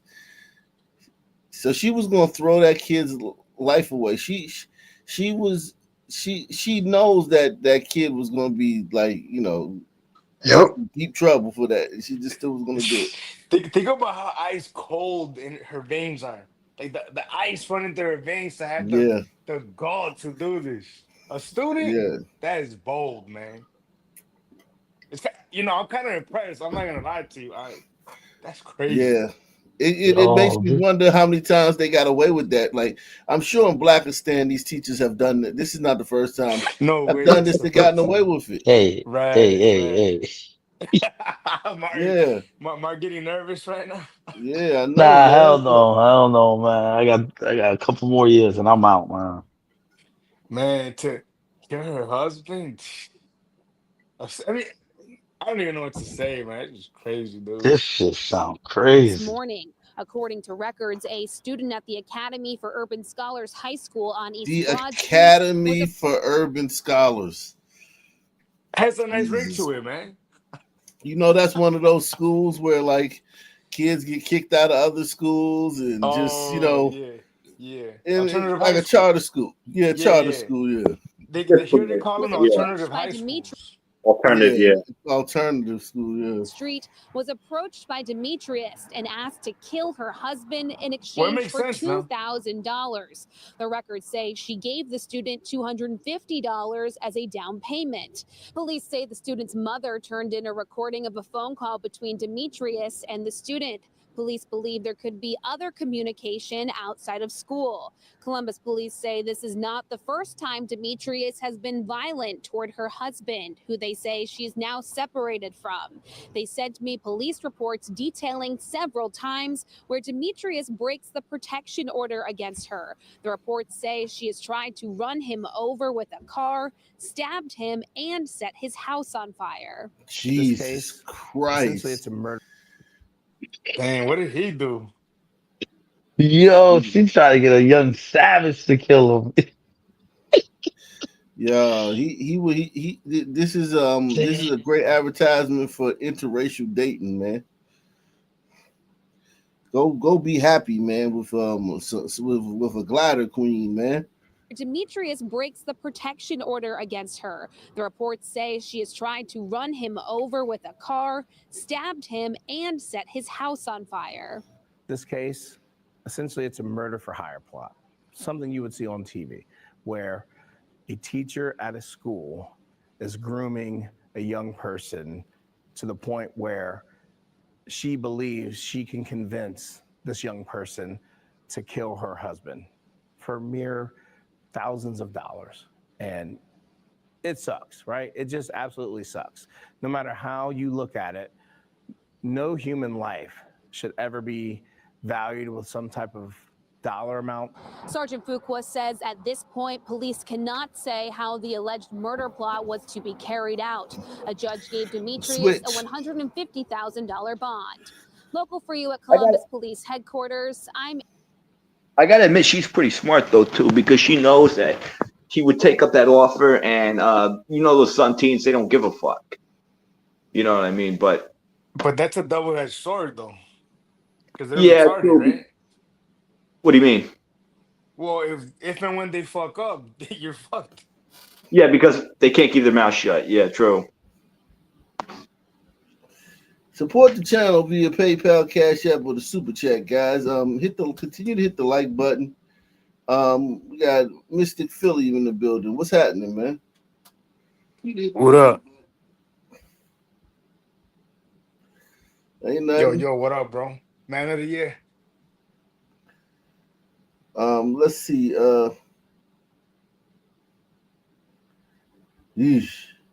Tonight, a 2-year-old boy saved from what police are calling a trap house on Miami Beach. The entire ordeal caught on body-worn camera. Good evening and thank you for joining us. I'm Trina Robinson. And I'm Juwan Sutter. Good evening to you. NBC6's Lorena and Klon is live from Miami Beach tonight with more. Lorena, this all happened at an apartment building? That's right. And Miami Beach PD has been to this exact apartment building many times before to visit a specific unit in that building. This time they went back to rescue a 2-year-old child from what police believe were dangerous living conditions. Is there anybody else inside?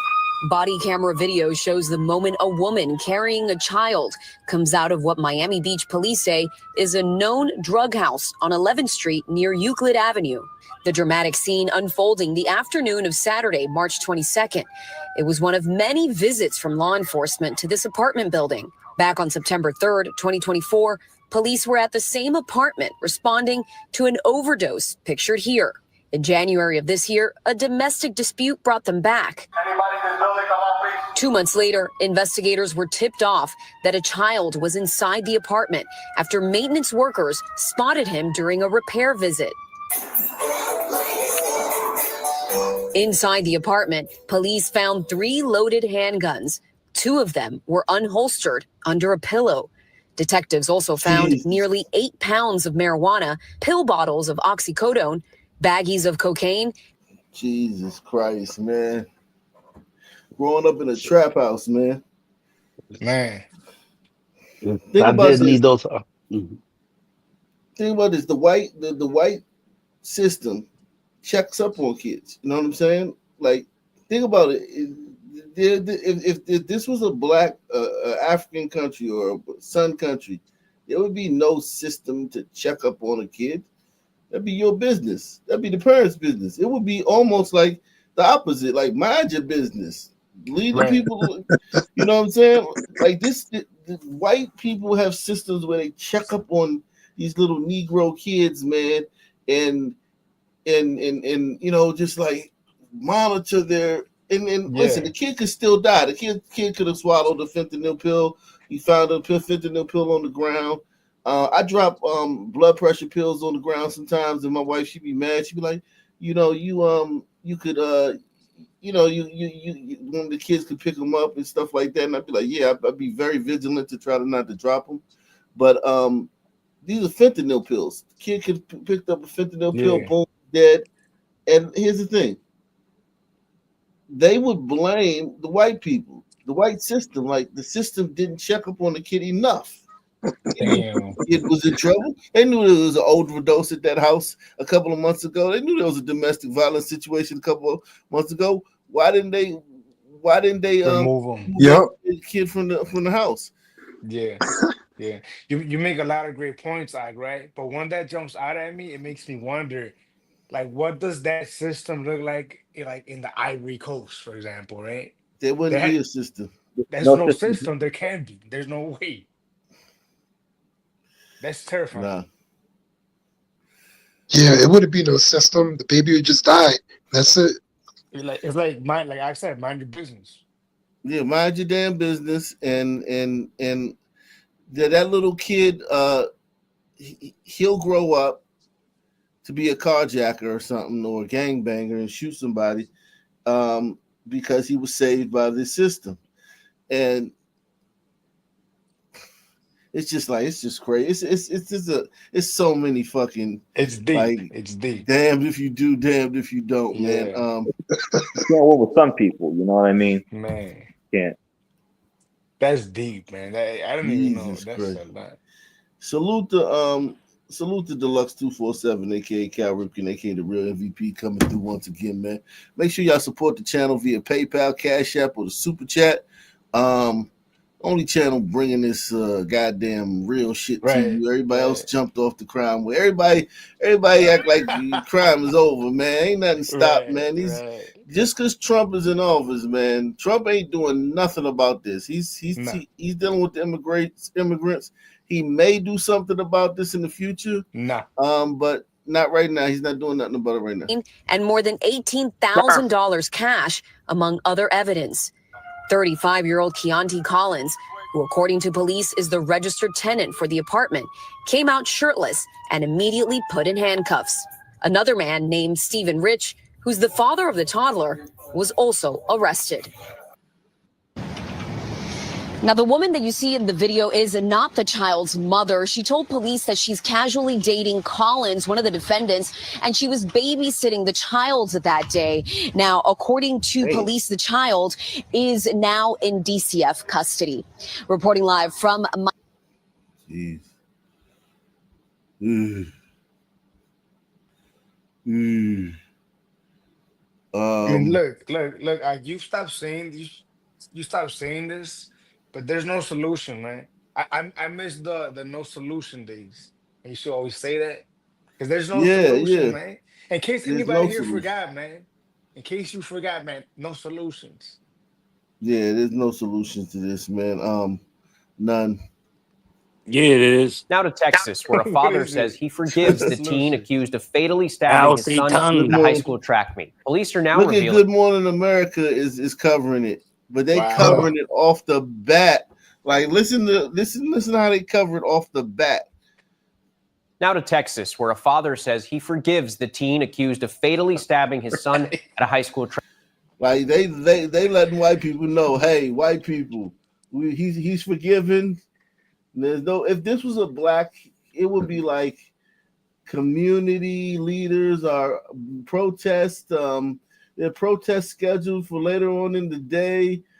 Businesses are boarding up and police are getting overtime and shit. And we need to.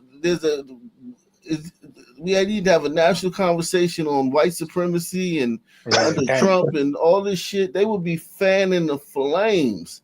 Yeah. They literally doused the flames in the first sentence. Yo, Now to Texas, where a father says he forgives. I said, and they be looking up every tweet, every text message, everything that the white dude said. Oh yeah, paint him like a demon. Trump supporter. Yeah, did he all this shit, man? Now to Texas, where a father says he forgives the teen accused of fatally stabbing his son at a high school track meet. Police are now revealing what led to the terrifying moment. Here's ABC's Andrea Fujii. New details about the killing of Austin Metcalf, the student stabbed at a high school track meet near Dallas. According to the arrest affidavit, 17-year-old Carmelo Anthony has confessed to the killing, saying he was trying to protect himself. He knew how much I loved him, how much I do for him, anything. I do anything for him. Hunter Metcalf says he held his twin brother Austin as he was dying. I tried to whip around as fast as I could, but I didn't see the stab. But then I look at my brother, and then I'm not going to talk about the rest. So. It happened at the district championship meet in Frisco. Hunter says his brother had asked Carmelo to move his seat because he was sitting under the wrong tent. A witness says Carmelo replied, and apparently this is what I heard too, that Carmelo was sitting under their tent cheering for the other school. So he was like, he gotta go. Like, yeah, he was openly like cheering for the other school while being under their tent, and the brothers weren't the first ones to ask him to leave. They weren't the first ones to ask him to leave. Other people asked him to leave because he was kind of like, it'd be kind of like if let's just say, Caitlin Clark go sit on the other team bench and shit. And, you know what I'm saying? Like, there's nowhere where that's allowed. You know what I mean? You don't get to sit on the other team's bench. You don't get to sit on the other team's sideline. You know what I'm saying? If a football player goes and stands on the other team's sideline, they're gonna ask him to leave. You know what I'm saying? It's like nowhere. There's nowhere in sports where this is normal. He can't do that in Alabama, Rotah, Alabama. So he knew what he was doing. There's nowhere in sports where you see that. Like any sport we've all played, there's nowhere where an opposing player gets to sit on your sideline or in your huddle, or it's just like, yo, what the fuck is you doing? because they're trying to make it seem as if it's, like as if what the black kid was doing, not that it was normal, but that like there was no reason for him to be asked to move. Like the fuck, like what? Yeah, they're making it seem like he was sleeping and taking a nap. And the white boy, get out of here, nigga. Yeah, he's over there cheering for the other team under their tent, and it's like, yo, it's just weird. LeBron sitting under the Warriors tent, fucking, and Draymond Green just gonna sit there and not say nothing, right? Draymond Green not gonna say, "Hey man, get your ass over there, man." Like, come on, man, that was just crazy. Touch me and see what happens. And when Austin grabbed him, Carmelo allegedly pulled a knife. They asked him to move, and when Austin grabbed his backpack to move, take it, he stabbed him in the chest and killed him. He's now charged with first-degree murder. Just because the kid was mad, my son is not here anymore, and I don't understand it. Austin is being remembered as an honors student with aspirations to play college football. Despite the shocking loss, Austin's father says he chooses forgiveness over anger. I forgive the other person because the forgiveness is not for him. The forgiveness is for me. So just like the other kid in the other story that we talked about earlier, the fucking father definitely immediately forgave. But it's like that other guy said in the super chat, like, how do you know he wasn't pressured to do so? You know what I mean? And like, how this whole Fuck that, dude. I told my loved ones, if and when one of these song words kills me, don't say you forgive them. Just one request, man. 2 requests. Bury me with my pistol and don't forgive them. Yeah, man. This is outrageous, man. Forgiving before they ask for it. I mean, now if you ask for it, it's still like, nah, fuck no, I ain't forgiving you. Son family would never forgive you. That one did though. Remember Botham Jean, the one who was sitting in there in his house, and the cop, the female cop, she was her part. That was the only Sutton family where I seen they forgive some gliders. Was she foreign though? Angry, huh? Was she foreign? Is she from the islands? No, Botham Jean was from the island. Yeah, Botham Jean, they was from the island. The cop was from America. Yeah. A random sister in the middle of nowhere, I can't forgive Derek Chauvin. That's true. You can't forgive Trump. They can't forgive you for Derek Chauvin. They can't forgive you for Darren Wilson, let alone Darren Wilson for Darren Wilson. Yeah, so yeah, that's true, man. What I want to talk about is our country and some stories that are in the news today that are just shocking. And the number one is this poor kid who was murdered down in Texas, in Frisco, Texas, by the name of Austin Metcalf. It's all over the news today.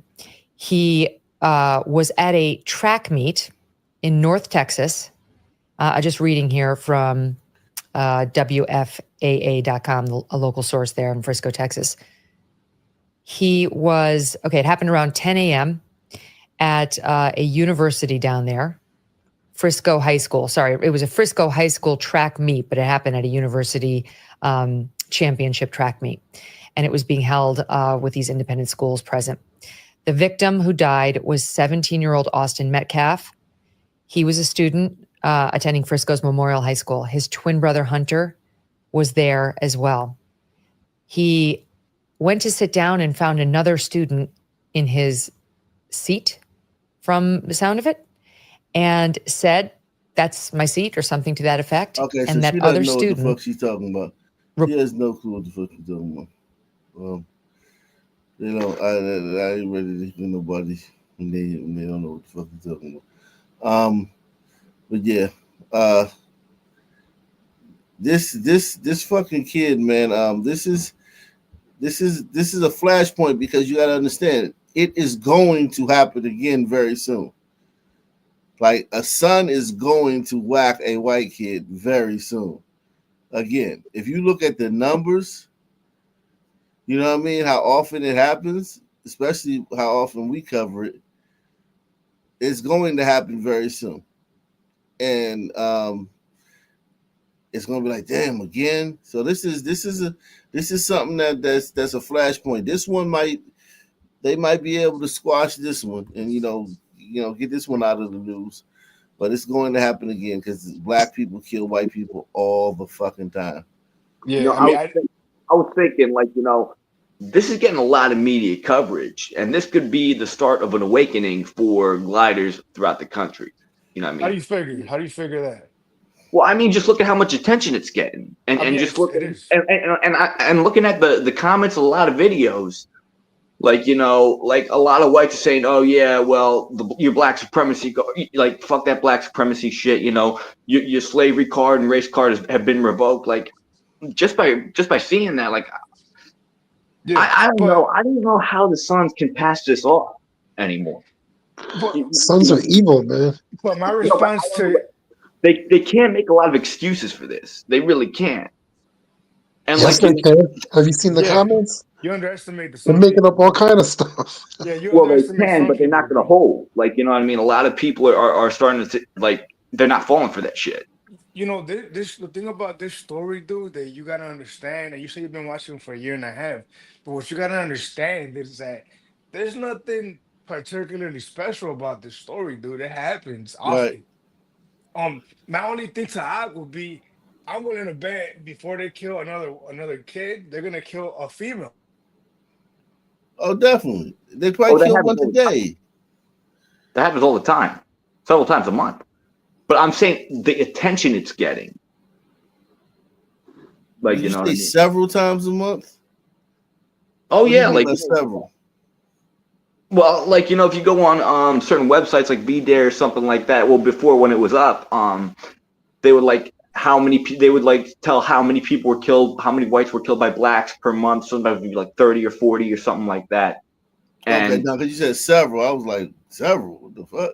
Okay. Well, your several is 30 or 40. My several is like 2 or 3, but I got you. I just know what you're saying now.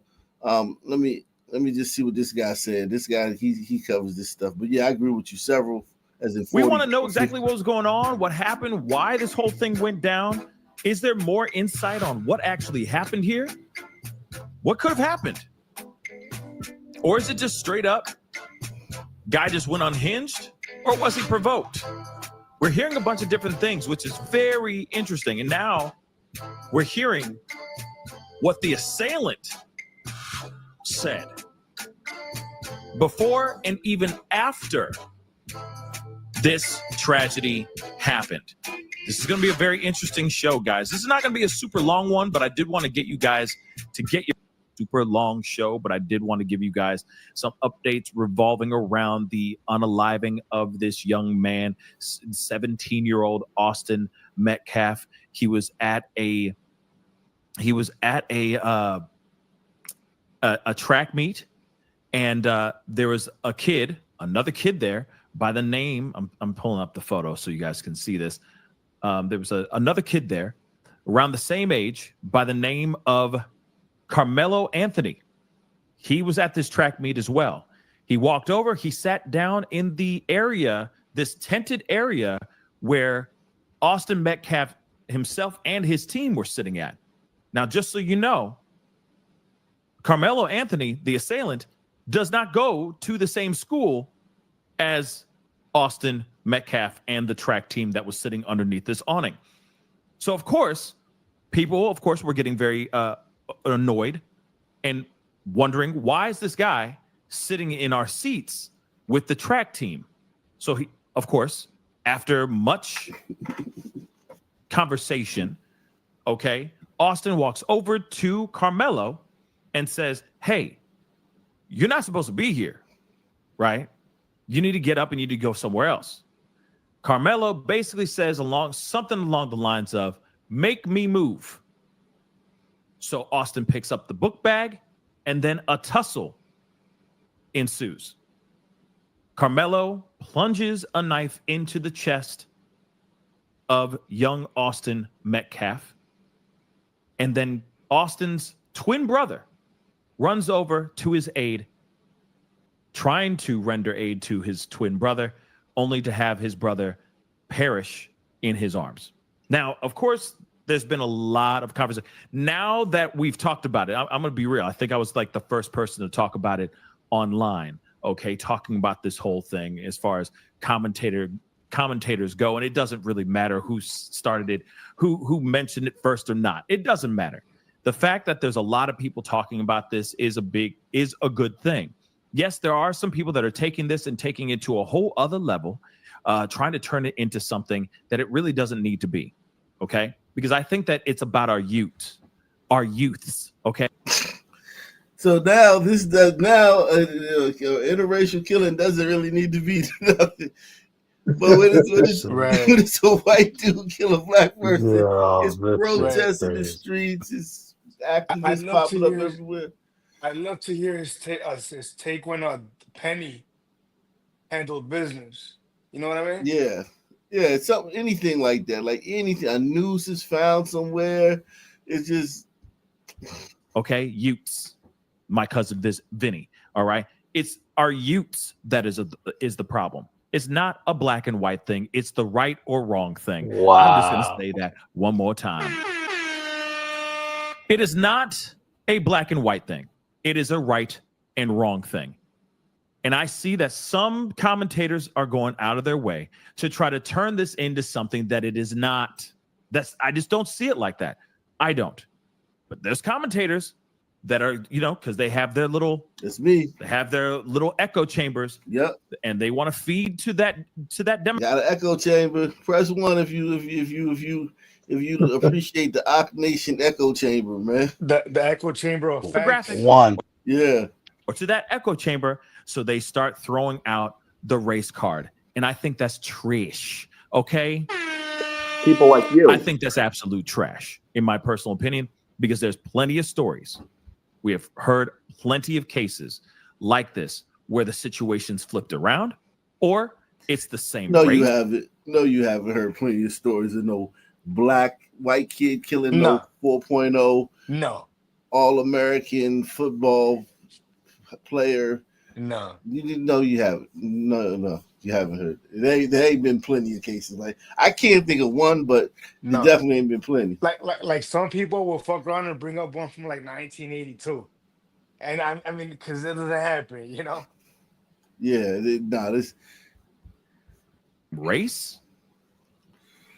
Just saying, kids nowadays are getting more and more violent as the years progress.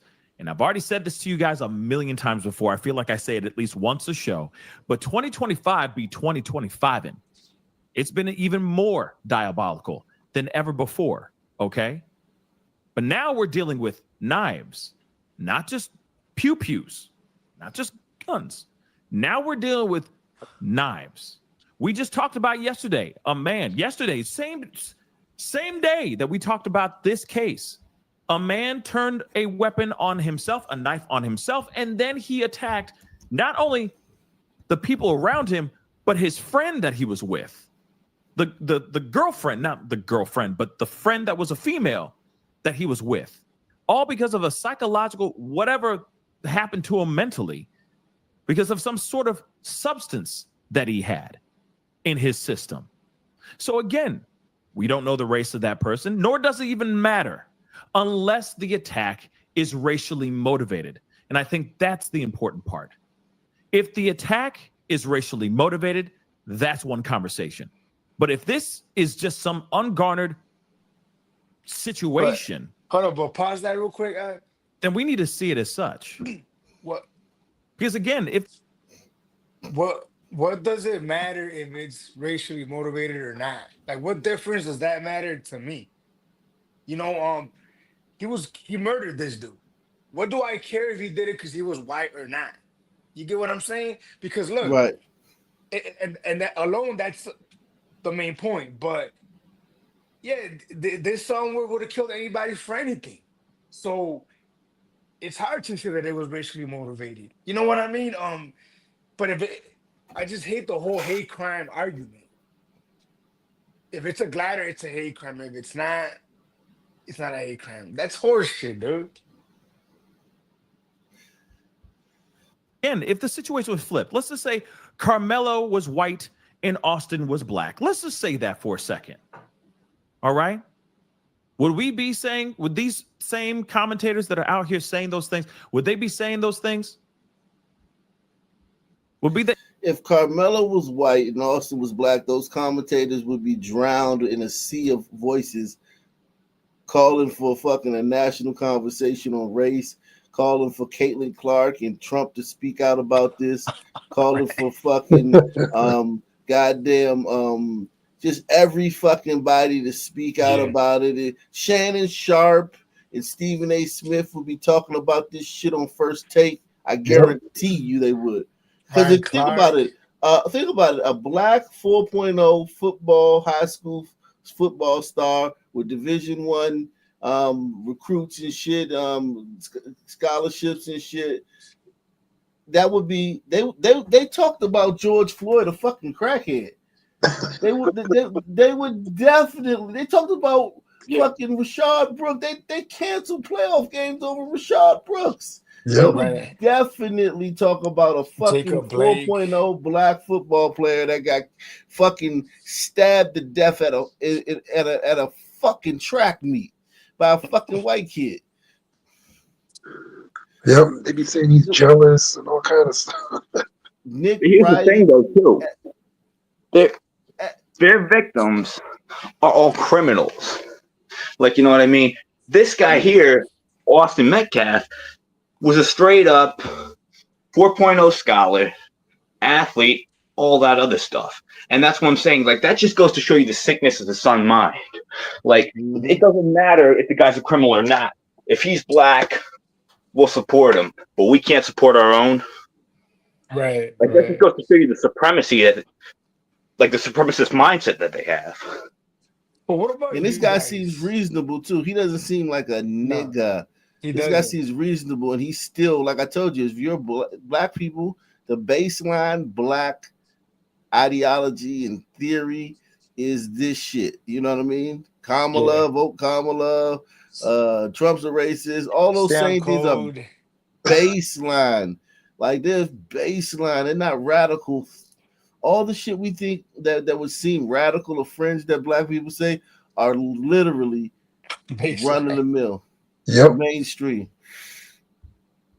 Would they be saying the same thing? Well, we need to look to the parents and look at all the white families. That's the problem with it. That's the problem with the world today. These white families. That's the problem. Really? Yes, they would.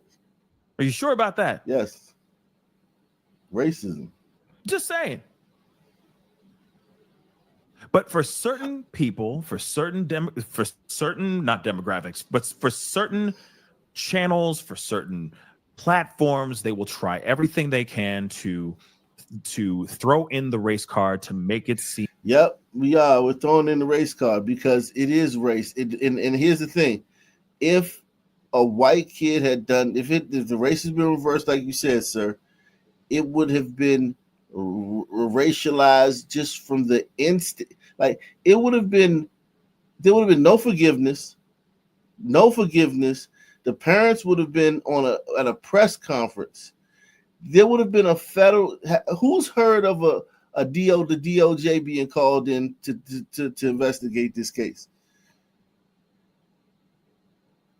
A fucking lady planted a fake noose on her desk in fucking Allentown, Pennsylvania last week, and the Department of Justice was called in. They had 40 FBI agents swarming the fucking office, only to find out that she done the shit.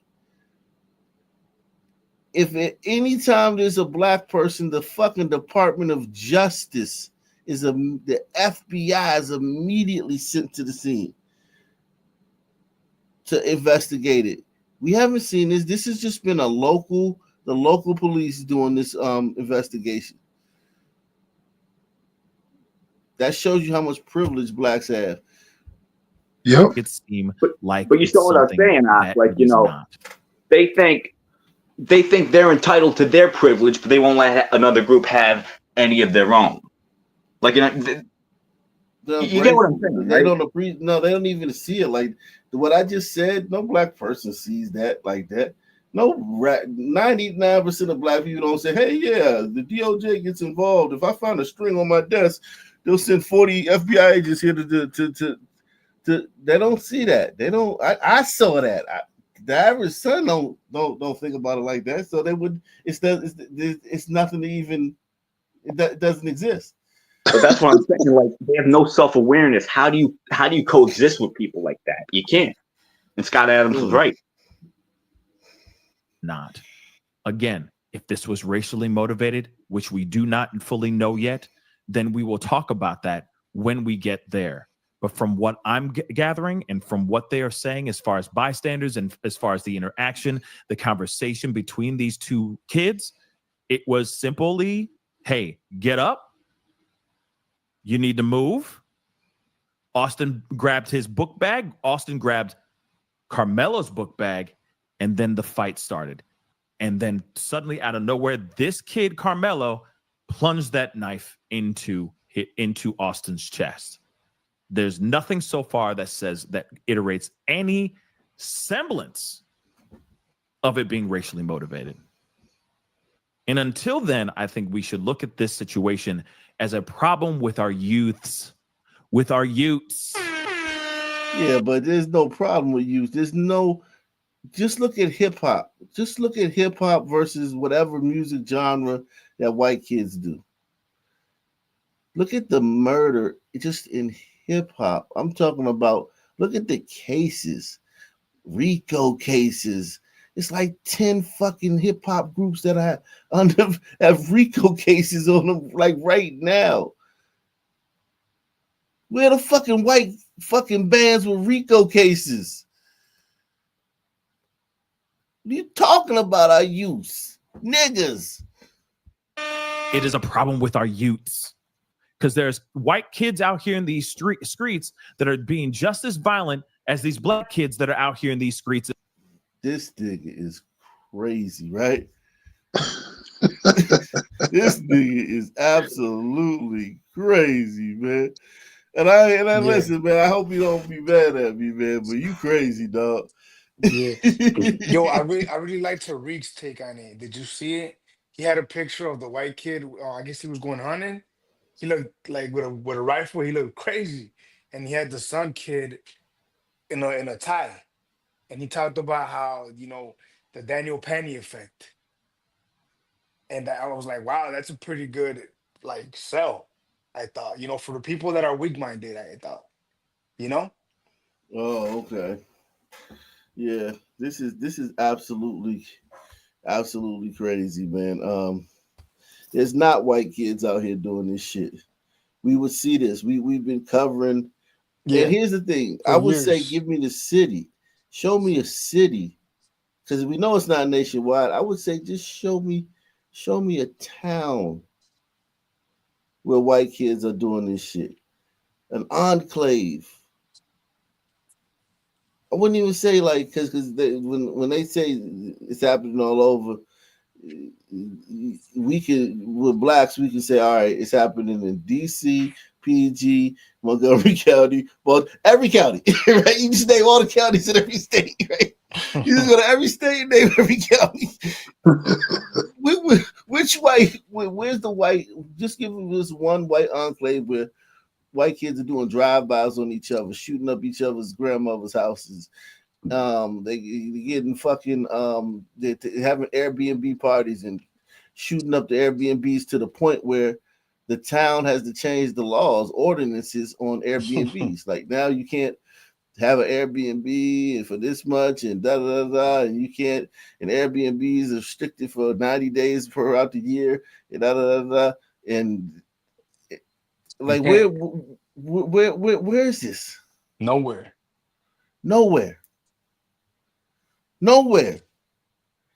And he says it as if it's a fact, though. He didn't say, he has no doubt in his voice that this is happening. Streets as well. And if you want to come up, brother, man, this brother, you welcome to come up, man. The link is always in the chat, man. You don't even have to contact me by email, you can just hit the goddamn link, man. Be like, I'm so and so from such and such, whatever the shit. Pascal, you can come up, man. I would love to have you on the show, man.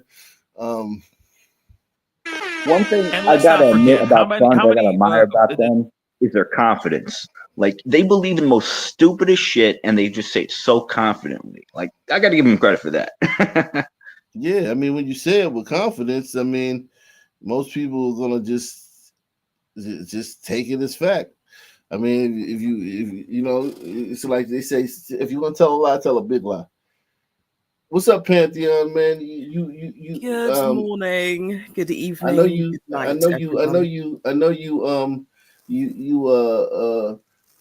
You like this brother right here. He's a nice looking African American man. And I know you love African American men, right? The one on the camera. Yeah. No. The Austin's very extremely young for me, but out of the three, that's my type. But anyway. Oh, okay. Okay. But I was getting busy to come up when Wicked was talking about why does the hate crime matter, and I'm so glad kind of you rebutted him with what the hate crime would have meant, because has the governor of Texas kind of spoken out on this? Because if it was a black kid, the governor of Texas would have immediately press conference everything. He would have had to speak on it just to keep peace, like to try to stop burnings and lootings of businesses. But that's not the point I'm getting at, though.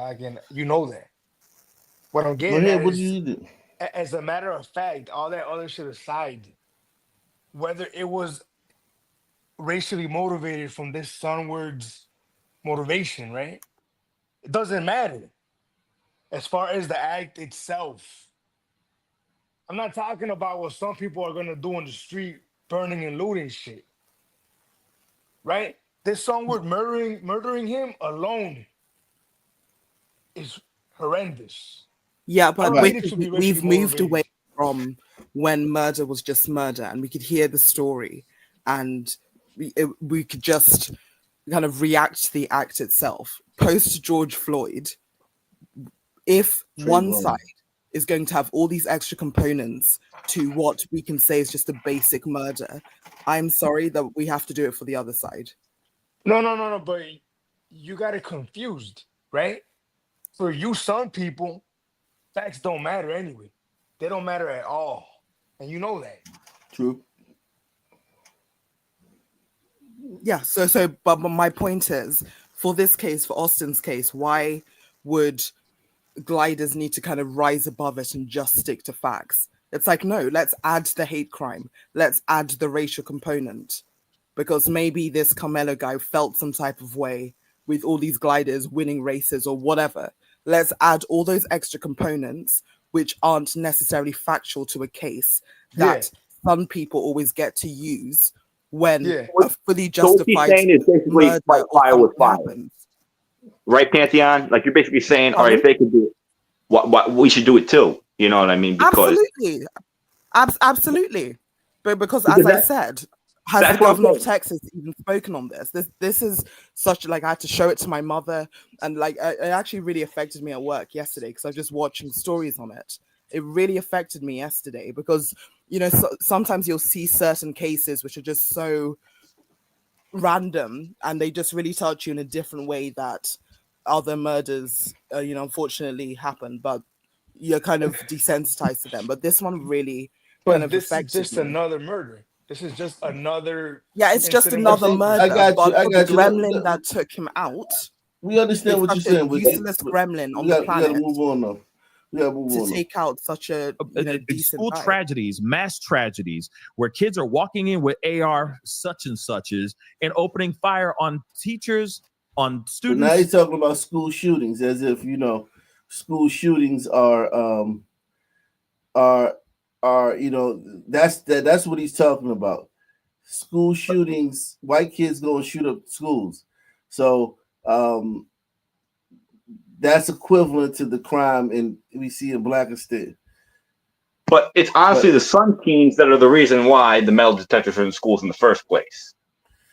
Yeah, And but he, the problem with his thing is that like we cover school shootings, not on purpose, but we just cover all the cities and we see the school shootings. And look at 2023, for instance, school shootings. There were two white kids shot up schools. I mean, not two white kids. I mean, four white kids shot up schools. There were 10 deaths in those shootings because those white kids just going to school to shoot it up. But there were 35 black kids that discharged firearms in schools. And this ain't counting wicked like how many times right outside the school, in the Right parking around lot the of the corner, school. We're school let talking about out. just 35 in the school. Yeah. So it's probably like a 200 if you count in the immediate vicinity of the school, right? Yeah. yeah, that's So what I'm you got saying. It's the Sun teams that are behind that anyway. Like every time yeah. every point he tries to make, it's the Sun teams, and he doesn't see it, or he knows it and he's hiding it. Well, I could understand why he would think this one. I could definitely understand why he would think this one. Hold on. As far as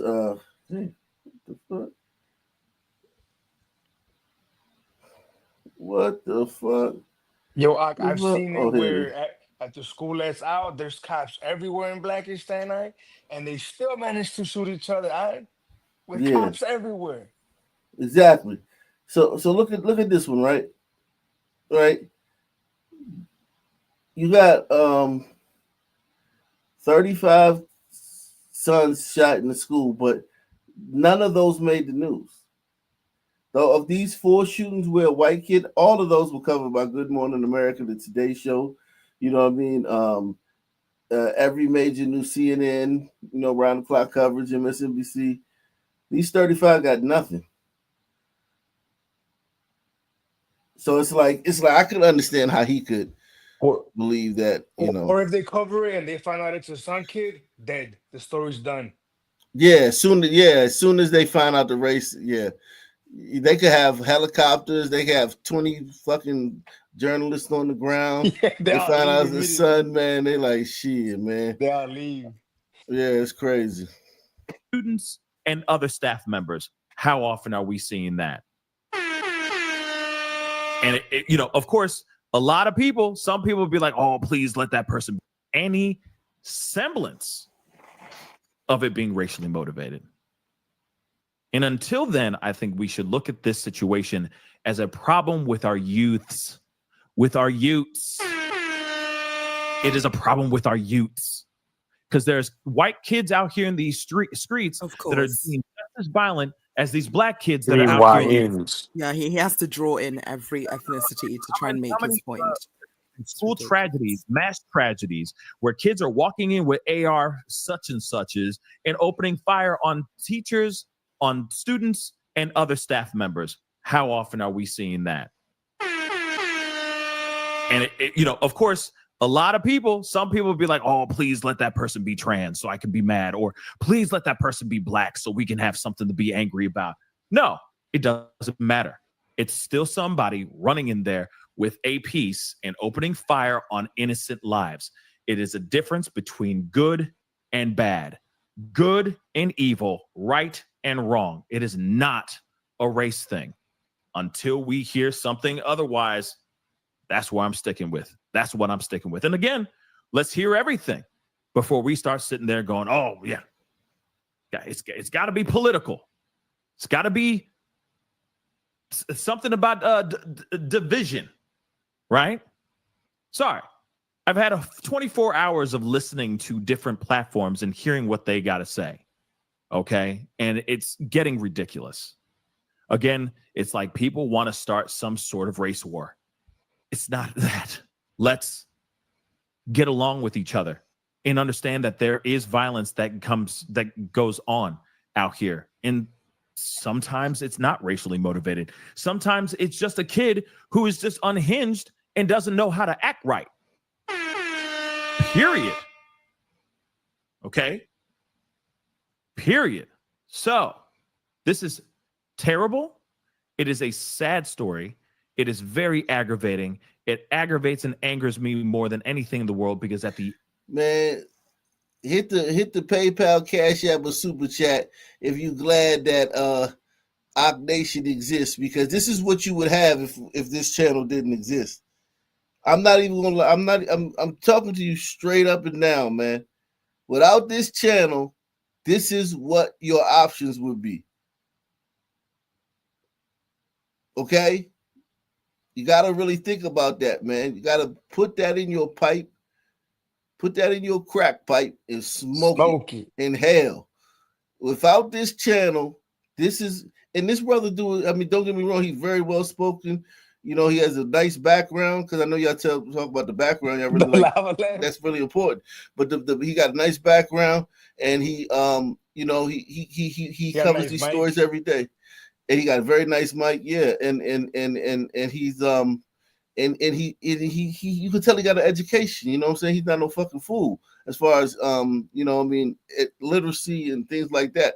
And loquaciousness and being able to verbalize and you know, execute his thoughts. But what I'm saying is, for the way things really are, these are the other options. There's no other options other than this channel. And I know y'all gonna say chaotic, fine, chaotic, whatever. That if you want to say that, but I'm just talking about as far as the real, like no bullshit. To the point where trolls don't even come here. Trolls don't come here. They don't even come here. We had a troll maybe 6 months ago and maybe another one like a year and a half ago. They don't even come here. They listening. Like, oh shit, I ain't going there. It's like a bad neighborhood and shit where you meet a girl and shit, and she decent looking girl and she tell you where she live at. And you like, nah, you gotta come see me, babe. I ain't coming around there. So make sure y'all support the channel. Make sure y'all hit the like button, man. Shouldn't have to be told to hit the like button. Shouldn't have to be told to hit the channel. These are your other options. And let me tell you something about him, though. I will say this about him. His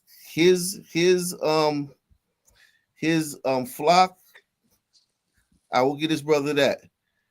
5,000 views, 643 likes. They support his channel too, monetarily very well. They support this. They want to hear this. They appreciate this. So it is, I will give him this. They love this. They hit the like button here.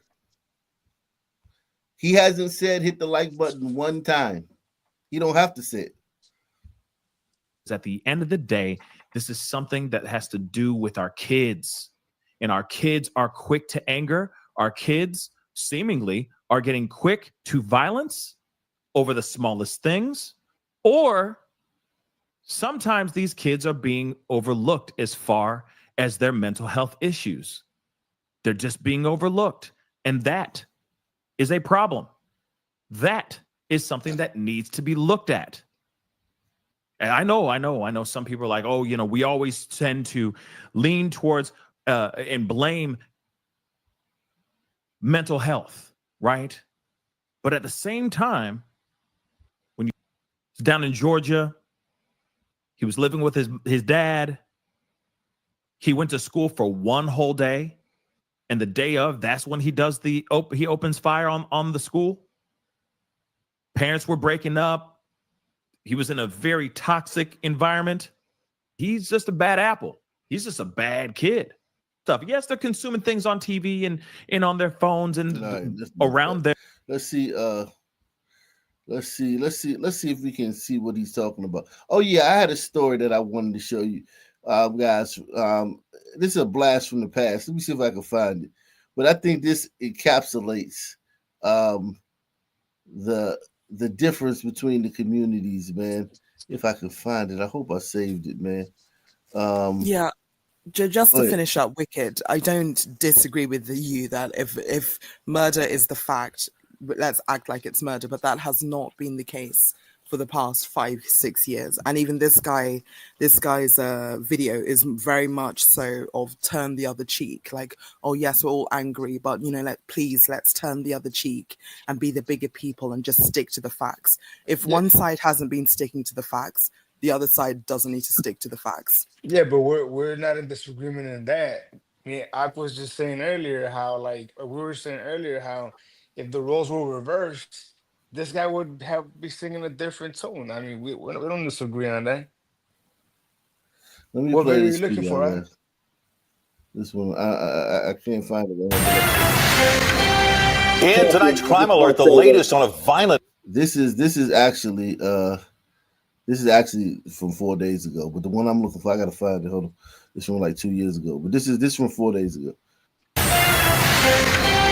In tonight's crime alert, the latest on a violent weekend in Memphis. Tonight, we're learning 2 gunshot victims are children, just 2 and 6 years old. Very small children. Memphis police say in those cases, both of those children were accidentally injured. WREG's Shay Arthur is live tonight to explain. And Shay, what have you learned about this?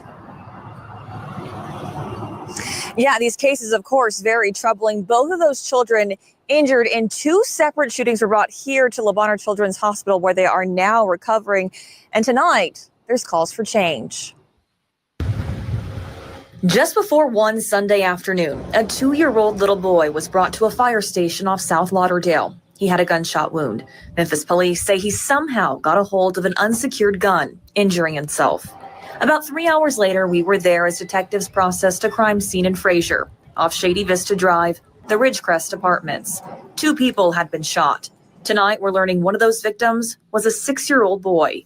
Police say a stray bullet flew through an apartment, striking the child. When we're talking about young kids, particularly when we talk about young kids who get access to unsecured firearms or who are innocent bystanders in a shooting and are injured, they're particularly saddening, frankly. Dr. Nick Watkins with Le Bonheur Children's Hospital says so far this year, 29 children have been treated at the hospital for gunshot wounds. I don't think we've seen the worst of the firearm injuries yet. It's March. It's April.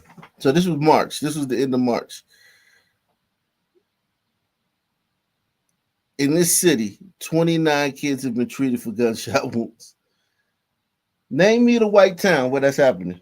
Name me a white town, and we know all these kids are black. It's Memphis. Name me a white town where 29 kids are treated for gunshot wounds during the entire year. And how many guns do gliders own? Right. And that's Way what I'm trying to say. Add to the fact that how Way many way more guns. And it never happens. Almost never. I mean, I would say like I wouldn't even say a decade. Name me the decade where. Yeah, a decade in the city. Let's take New York City, the most populous city in the world, in the country. In the last 10 years, how many white kids in New York City have been treated for gunshot wounds? And we know that those white it ain't 29. And we know those white kids they were shot by POCs, man. We know for most of them. Maybe one was shot by another. You can guy. count the ones, the murder suicides, count everything, and it ain't 29. Count Murder everything. suicides? So everything. Accidental shootings, hunting accidents, domestics. Throw everything in there. In the most popular city, and it ain't going to average 20. And how many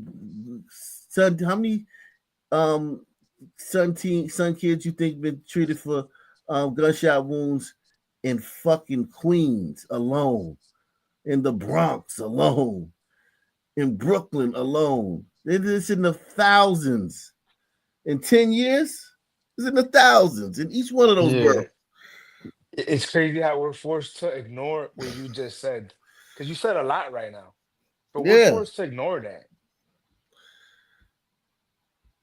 This is absolutely insane that they say this. It just goes by. Apartment, striking the child. When we're talking about young kids, particularly when we talk about young kids who get access to unsecured firearms or who are innocent bystanders in a shooting and are injured, they're particularly, saddening, frankly. Dr. Nick Watkins with Le Bonheur Children's Hospital says so far this year, 29 children have been treated at the hospital Now for remember, they also have St. Jude's. They also have Shriners here too. So this is not the only children's hospital. Okay, because remember the St. Jude's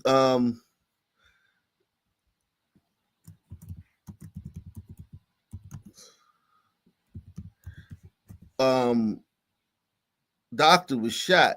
Remember this in Memphis a year ago? Remember last year? Yeah, I know y'all remember this. The search continues tonight for the person responsible for shooting and killing a St. Jude employee. The incident shut down a part of Tennessee Street in downtown Memphis last night and leaves an entire neighborhood on edge. Hello, I'm Stephanie Skurlock. Greg is off tonight. WREG's Ashley Paul joins us now live where police were out investigating this case much of the day, Ashley, and neighbors say they don't normally see these things in their neighborhood.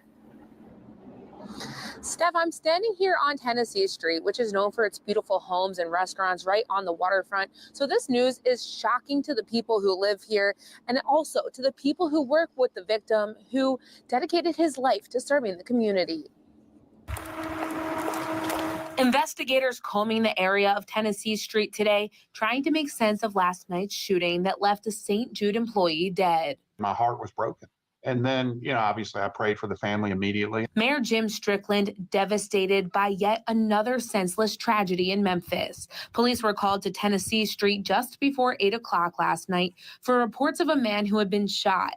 He was taken to the hospital where he later died.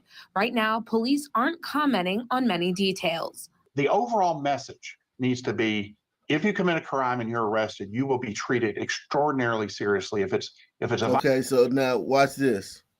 Watch this. Watch this. Watch this.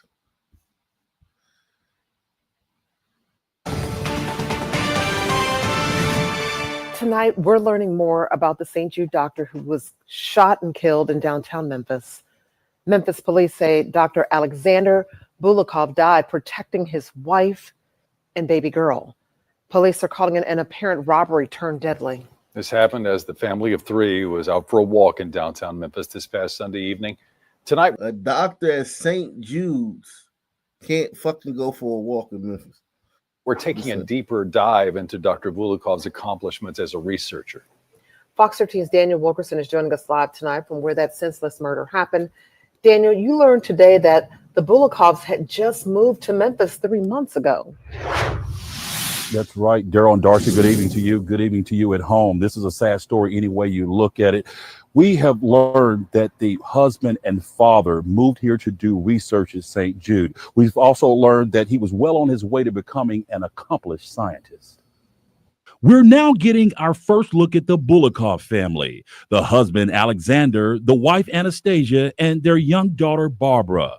32-year-old Alexander Bulikov was shot and killed Sunday while the family was out for a walk in downtown Memphis.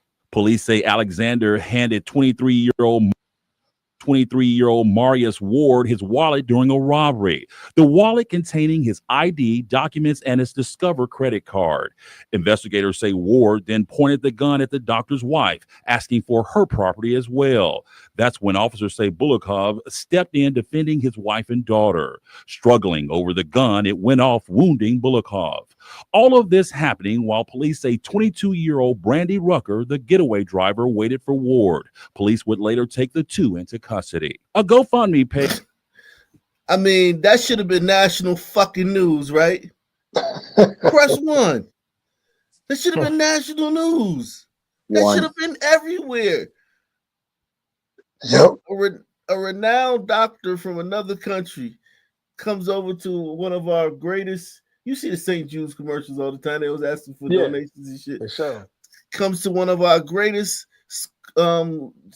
children's hospital in a city where a lot of children get shot.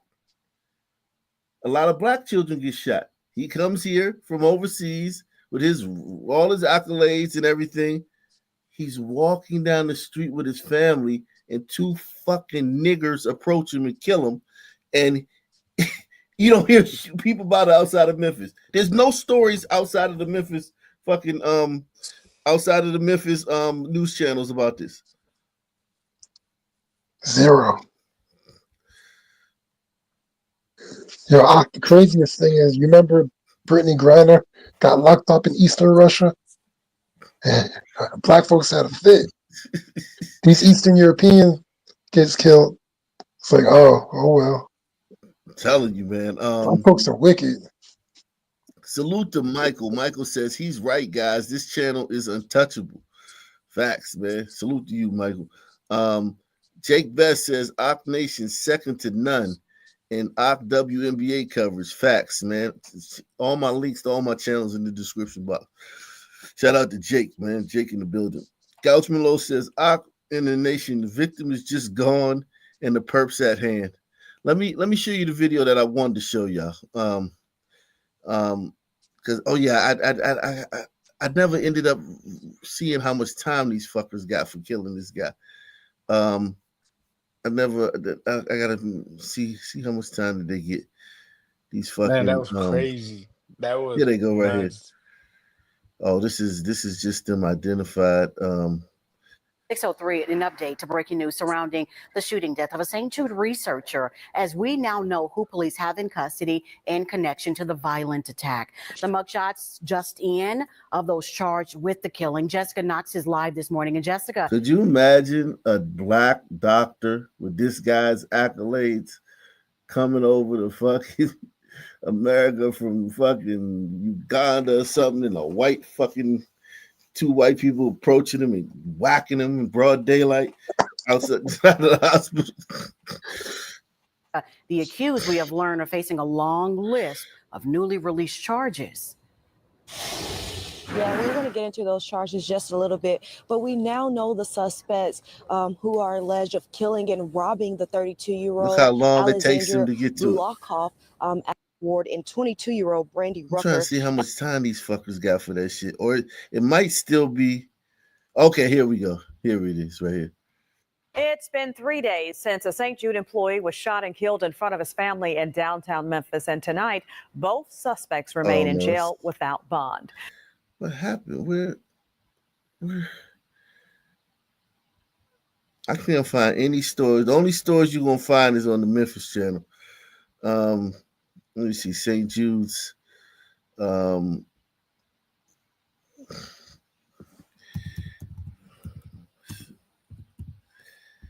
Let's see.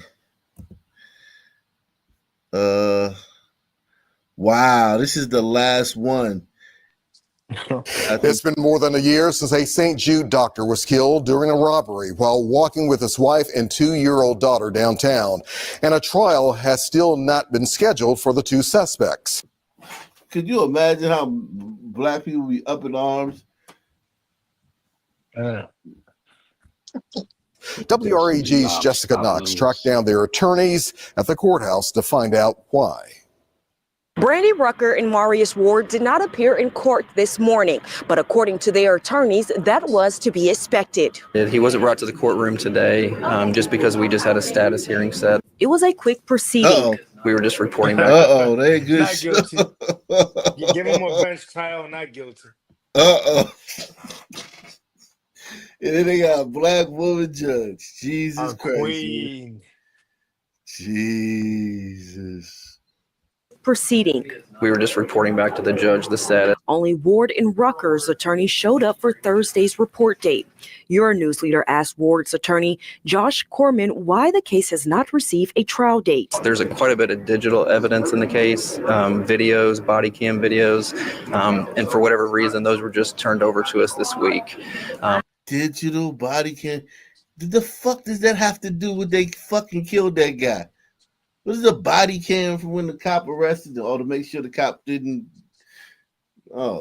Jesus Christ. So that's kind of why there's been a delay, and that's why we had to reset the case again today. You may remember this case when WREG first brought it to you in November of 2020. They still haven't fucking brought these people to justice yet. You know, it's crazy how common this is, though. Like, some people murdering others, like, casually. The good too. We're not talking about like pieces of shit. This guy, like, literally was a world-renowned doctor that came over here to work with children in a rough environment. Yeah. That's Wow.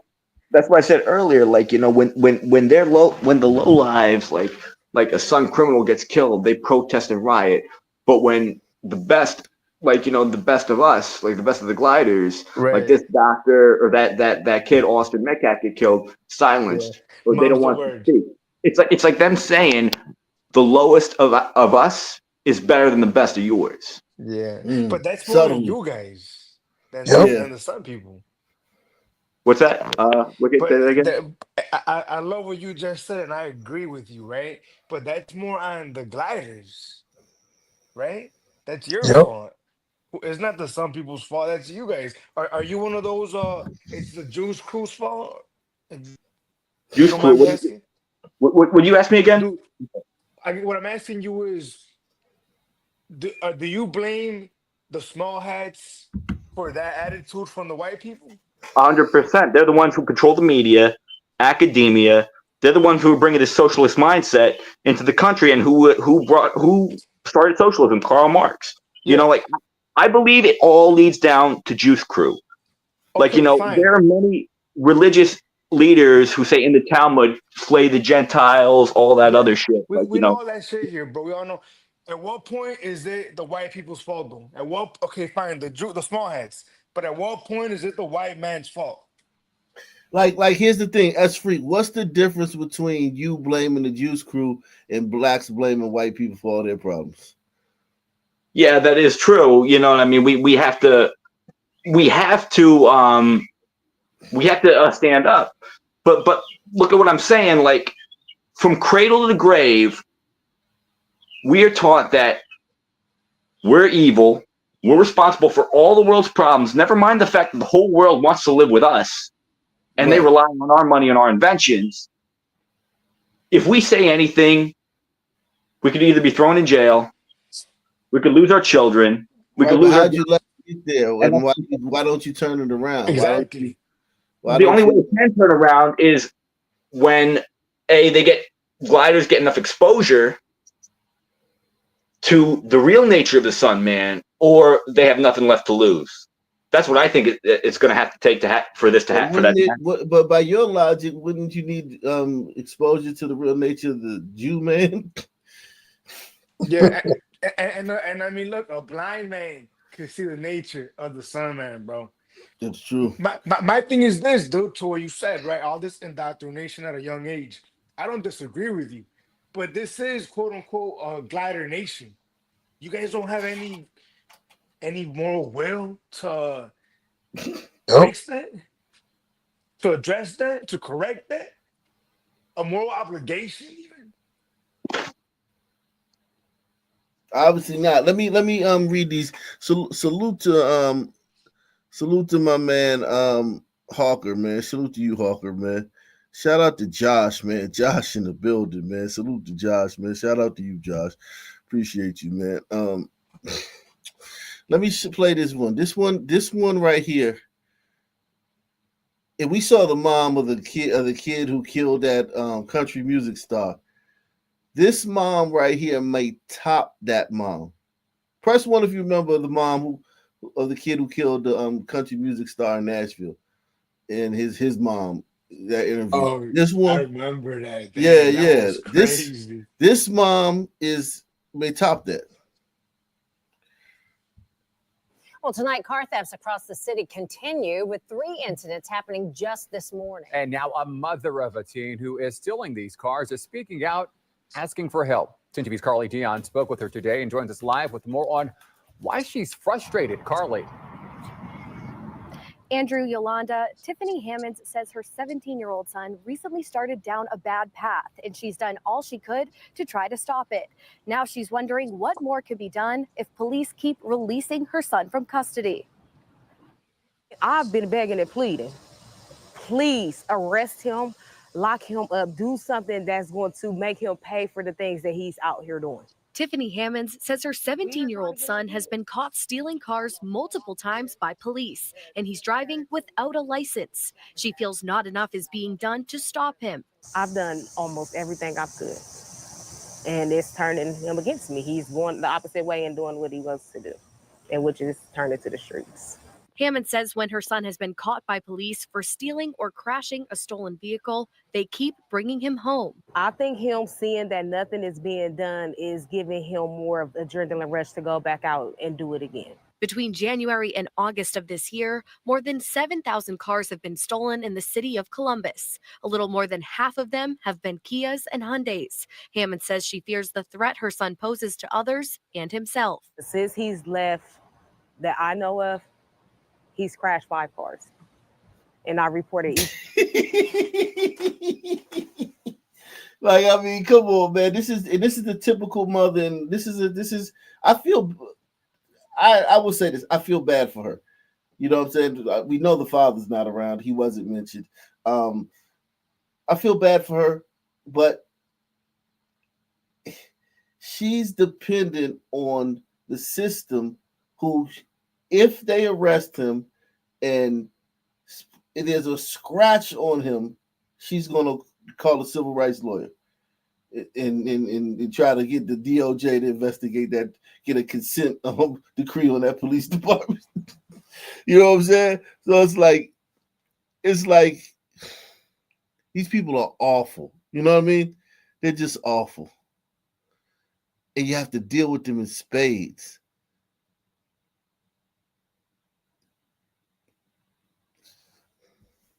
He's crashed 5 cars in the last, he said, since he left the last time. I guess so. I guess he ran away recently. He's crashed 5 cars since then. Think about those people, each person who owns that car, who's paying a car note on that car, who doesn't have full coverage or may have full coverage, because even if you have full coverage, if this fucking nigger wraps your car around a lamppost, they still may tell you it's worth $1,000 on the new car or $400 on the new car. He's done that 5 times since, she said, the last time he ran away.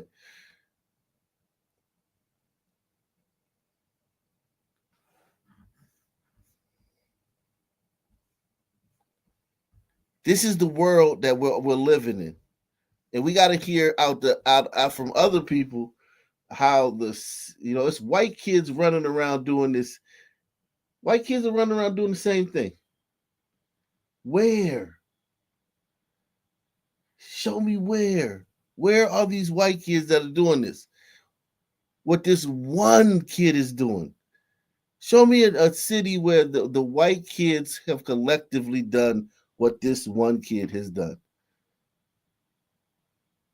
Anybody. I mean, even in a city like Chicago, and all the murders that occur here, you don't see it, man. The cases I have seen are very rare, but it's like gliders that are gangbanging with burritos, and they're violent. They shoot at each other, but you don't really see it at all. Yeah. And those gliders are basically burritos because they're in the burrito culture. I was gonna say that there's a neighborhood called Brighton Park over here. They're basically on burritos. Well, to be fair, like I'm from the Mid-Atlantic, and in Philadelphia, there were cases of that. Remember that 18-year-old kid that shot that cop in North Philly? Yeah, I remember that in the Temple University. Yeah, and there was another case where it was another kid named Thomas Sederi. He was 12 years old. He was shooting at the cops, and then they shot him back, and then one of the cops got charged. So it does happen, but like for every one case of that, there at the very least 1,000 cases of the sons doing that. Yeah, so it does exist. Negligible. It's statistically negligible. Exactly. Yeah, that's what I'm saying. Not even 1% of 1%. Yeah. But this woman, she's begging for something to be done. But 4 years before this, well, this is 2023. 3 years before this, she was, undoubtedly, because she was caught up in the wave, demanding no cash bail, lenient sentences, more training for cops, all the bullshit that they asked for in 2020. They got it. White people said, okay, we'll give it to you. 3 years later, you get this fucking she-boon on the news talking like this. And this is how a lot of them feel. And pleading, please arrest him, lock him up, do something that's going to make him pay for the things that he's out here doing. Tiffany Hammonds says her 17-year-old son has been caught stealing cars multiple times by police, and he's driving without a license. She feels not enough is being done to stop him.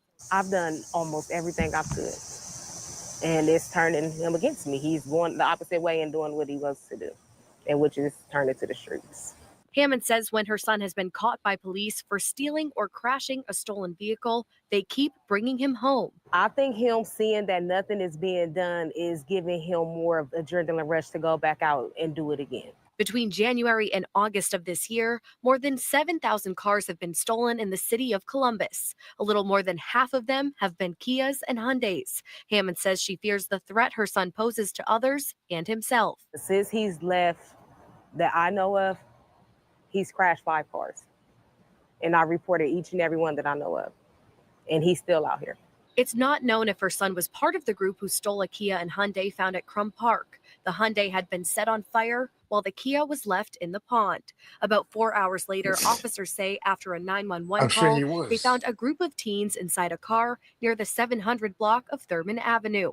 The driver then rammed into a Columbus police cruiser multiple times, causing damage to the front bumper before leaving the scene. As the city calls on parents to watch their kids, what happens when they've done all they could? This mother hopes something is done soon. We're trying. But once they're here and they leave again, then what? What are we supposed to do? Keep trying. And as for those cars Yo, don't let this story distract you from the fact that if the pig's gotta delete her kid, she's gonna be in front of those same cameras talking shit. Without a doubt. Without a doubt. Shameful. No shame. Shameless. Shamelessly doing it. I'm talking about selling it like falling out. My baby. It's absolutely insane, man. Absolutely insane. And that white kid, Aiden, the other day that got killed on the Philly highway, they haven't found out who killed him.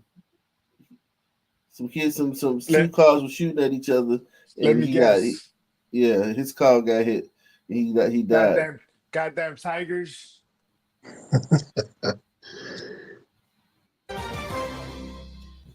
But we begin tonight with breaking news. This is a pursuit suspect search.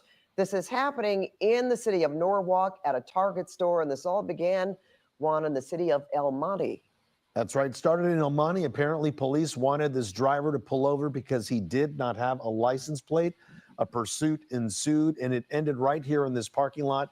The concern is whether or not the suspect may have ditched the car and made his or her way into this Target store. You know, we're watching, we see a lot of police activity there, but apparently they have not locked down this store. So we're not exactly sure if they're actually still looking for this person or if they could possibly have him in custody. Maybe not. Don't know exactly why. We're panning over to that particular area. We see more law enforcement there in front of what looks like a home, a residential So it's area. probably So his son. Probably his son, most likely. The Suns ruined everything, man. I mean, they made the NFL maybe better. I don't know. The NBA is a little better. But we get A relative of a Frisco teenager took to Facebook to defend him Friday. Kevin Hayes wrote that Carmelo Anthony defended himself against violent aggressors in a now viral Facebook post. He called Violent aggressors. I'll see if I can find that Facebook post too. Kevin Hayes wrote that Carmelo Anthony defended himself against violent aggressors in a now viral Facebook post. He calls the victim and his twin brother bullies and claims they tried to take his belongings, broke his phone, and stomped on it. I'm sure the defense would argue that he's a young man, he's scared, he's allegedly just been jumped by multiple people, and, he panicked. Attorney Mike Howard. It's going to be complicated, and it's going to depend on what the witnesses there say. The arrest warrant says Anthony, a student at Frisco Centennial High School, was under Memorial High School's tent. The warrant says Austin Metcalf, a Memorial student, told him to leave. He says he told Austin, "Touch me and see what happens." One of the prohibitions in self-defense is the person claiming self-defense cannot provoke the incident and then claim self-defense when they act. The warrant says a short time later, Austin grabbed Anthony to tell him to move, and Anthony pulled a knife from his bag and stabbed Metcalf once in the chest. Anytime the alleged victim does not have a weapon, that makes it difficult, not impossible, but difficult for the suspect to claim self-defense. In his Facebook post, Hayes describes Anthony as a respectful, well-mannered young man, a 4.0 student with multiple college offers, and a kid with zero criminal history. Anthony remains in the Collin County Jail on $1 million bond. Reached by phone, his mother declined to comment. She said the family had not yet hired an attorney. In Frisco, I'm Tanya Iser. Lawson said. Wow. Wow.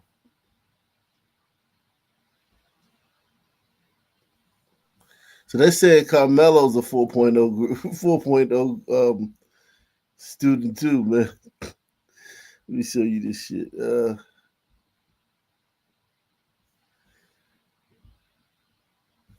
Let me see. So it says, okay, yeah. He says, a 4.0 student, a football team captain, a leader, a protector, a role model. Carmelo Anthony is the kind of young man every parent hopes to raise. He speaks with respect, yes, ma'am, no, sir. He takes care of his younger siblings and little cousins. He works hard, stays out of trouble, and carries himself with dignity. Yet here he is, behind bars, not because he was looking for trouble, not because he was the aggressor, but because he refused to be a victim. They jumped him, outnumbered, attacked. He fought for his life, and now instead of calling it what it is, self-defense, the system is trying to make him a villain. The real bully is gone, but Carmelo is the one paying the price. The media won't tell the truth. They want to spin a narrative to stir division, to push an agenda. But we won't be silent. We demand justice. We demand fairness. Charge the other attacker. Drop the charges against Carmelo. Let the truth be heard. What do y'all think about that? You go to hell. I like it. The I like it deepest part of hell. as far as those people. I like it. Obviously I don't agree with it, but if you're being like, you get what I'm saying? I like it for them. It sounds good.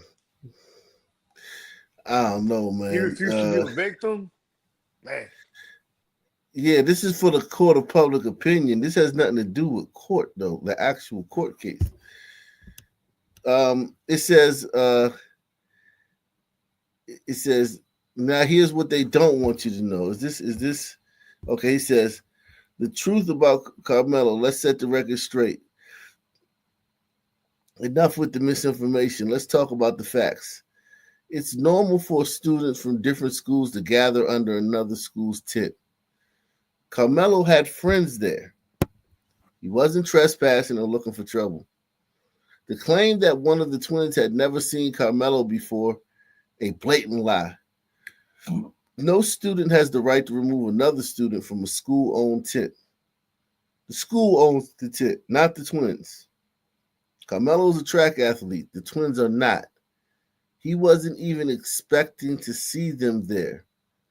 Now here's what they don't want you to know. The twins didn't just ask him to leave. They tried to jump him.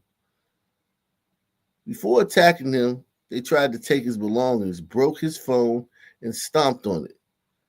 The twins are known bullies. So ask yourself, if two 200-pound attackers came at your child, what would you expect them to do? And yet, despite everything, the media is trying to destroy Carmelo's name. They keep posting a picture of him with an airsoft gun, not even a real firearm, to manipulate public perception. Why? Because they want to paint him as a criminal instead of a victim. Let's talk about who Carmelo really is. A respectful, well-mannered young man, a 4.0 student with multiple college offers. Can we verify that, the 4.0? Yo, man, sons lie too much, man. Yeah. Yeah. I'm not taking anything this guy says. I want a verification on everything. The biggest mistake is allowing this group to be able to pick and choose to their heart's content. It's just unbelievable.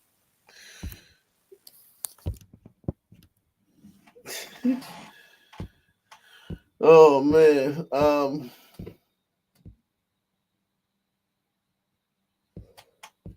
Yeah, so there you go. They said that was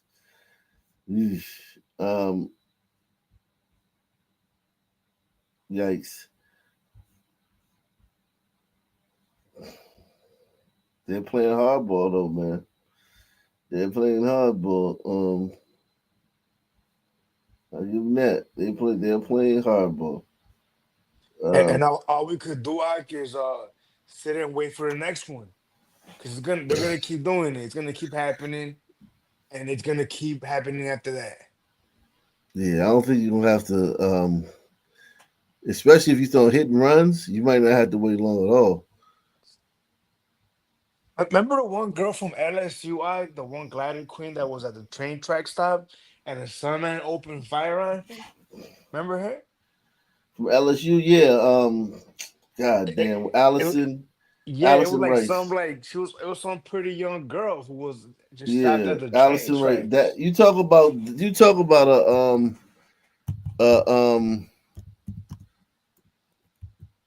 a case that should have gotten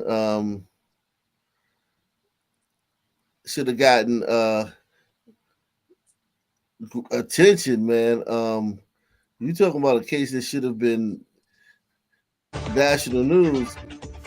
Thanks for joining us here on News Nation Rush Hour. I'm Nicole Burley. And now to the killing of a senior at LSU and the manhunt for whomever is responsible. Police say Allison Rice was sitting inside her car in Baton Rouge, just a few miles from campus, when it was sprayed with bullets. Rice did not survive. And days later, they are still trying to figure out a motive. News Nation's Marky Martin joins us live. There is no motive. It's just like the kid in Philly yesterday. He's driving along in his car. Two fucking son cars start shooting at each other, and his car's right there, and he gets killed.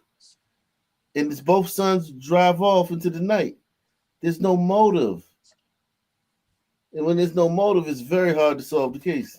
And Mark, you spoke with Allison's family, and they are understandably desperate for answers. Yeah, Nicole, they are shocked and they are devastated that this could have happened to one of their own family members. 21-year-old Allison Rice was found shot to death inside of her car in downtown Baton Rouge, and her murder happening just 3 miles away from LSU, where she attended. As you mentioned, this happened Friday morning, and 4 days later, there are still no answers. Tonight, Baton Rouge police continue their investigation into the murder of LSU student Allison Rice. The 21-year-old was returning from an arcade around 2 o'clock Friday morning when she was shot to death multiple times inside her car. The gunman and their motive both remain a mystery. The family distraught over who could have killed a young woman whose love of life they call contagious. Allison Nicole Rice, and I'm going to wake up at 8:30 tomorrow and have coffee with my lovely roommates because that's just what I want to do. It's a hole that will never be filled. Rice's Uncle Mike spoke with News Nation today. He says the family has been given no answers. Allie had no bad. What answers can they give you, man?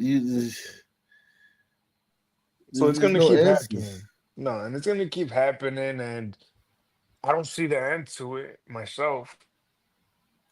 Yeah, man. These cases. I mean, I've done so many cases. These cases throughout the years, man. I mean, this is just. That's why I get so offended when I hear people say, "Oh, it's the same." No, it's not the same between the races. It's not the Oh same. yeah. Or what the one King said, he said, man, ever since COVID, everybody acting crazy. Man, COVID my ass, dude. Let's see this. Here goes a hit and run. Let's see. Let's see. 15 minutes. We used to walk the dogs in the morning and evening. It was supposed to be a 15-minute walk around the block, and Alberto Betrago was supposed to come back. I'm still waiting for those 15 minutes. My name is Luz Buitrago, and I'm his wife. She's sitting beside her two nieces, Valerie and Natalie Munoz, who grew up watching the bond she shared with her husband. Their relationship was probably like in the movies. Luz, Alberto, and Nova. A little family of three. Their 2-year-old golden doodle. Around 7:30 Thursday night, while Alberto was walking Nova, police say a driver came speeding up East Wesley Drive and lost control of their car. Luz felt it. When I saw so many cars and everything, I said, my husband. Alberto died in the hospital later that night. Nova was killed instantly. One thing that we cannot wrap our heads around is that this is all we have left of Nova, and this is what the result of him hitting my uncle was. Like, this is horrific. Aurora police say the man who hit and killed them drove away and never called for help. 73-year-old Michael Graham Hyde turned himself in around 3 a.m. and bonded out hours later. He paid $1,000, and to us, the system is saying that my uncle's life and Nova's life is worth $1,000. That person should not have a car. That person should be in jail. The family is speaking out now because they know they can't rewind. But if they could, they would do anything to get back those 15 minutes that have now turned into a lifetime. Nobody teaches me how I can continue my life without my husband. We have plans. And now, those plans do not exist anymore. Damn, man. That's sad. Sad, man. Yo, but I really like this super chat though. That we was by Kings. That shit's hilarious. What say? Shout out to Genetic Freak, man. Genetic Freak been around for a long time. Shout out to Genetic Freak, man. He said, "Here we go. We was kings, man. The Juice Crew be holding us back." He said we was Vikings. Yeah, right, Vikings. That's what it sounds like. Like, I understand that they say, "Oh, it's different." They have. I get it. I get what, but it sounds so like it's like it is the same shit at the end of the day. Nah, it's the same shit, man. Shout out to Destroy. Shout out to Destroy. Yeah, it's the same thing. It's the exact same thing, man. They making excuses. The men not standing up. The men not standing up to stepping up to the plate to defend their community, because the rapes, you think the homicides is bad, the rapes are through the roof. They like 30,000 to 1.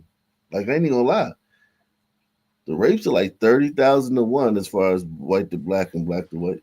Yeah, protecting for the glider men, to protect the glider queens, it's how you described once about like your kid, right? Having to protect her from herself, it's hard. You gotta stay on top of it. Because, a kid's gonna like jump off of the bed, they're gonna do dangerous shit that'll hurt themselves. That's what the glider queens are doing.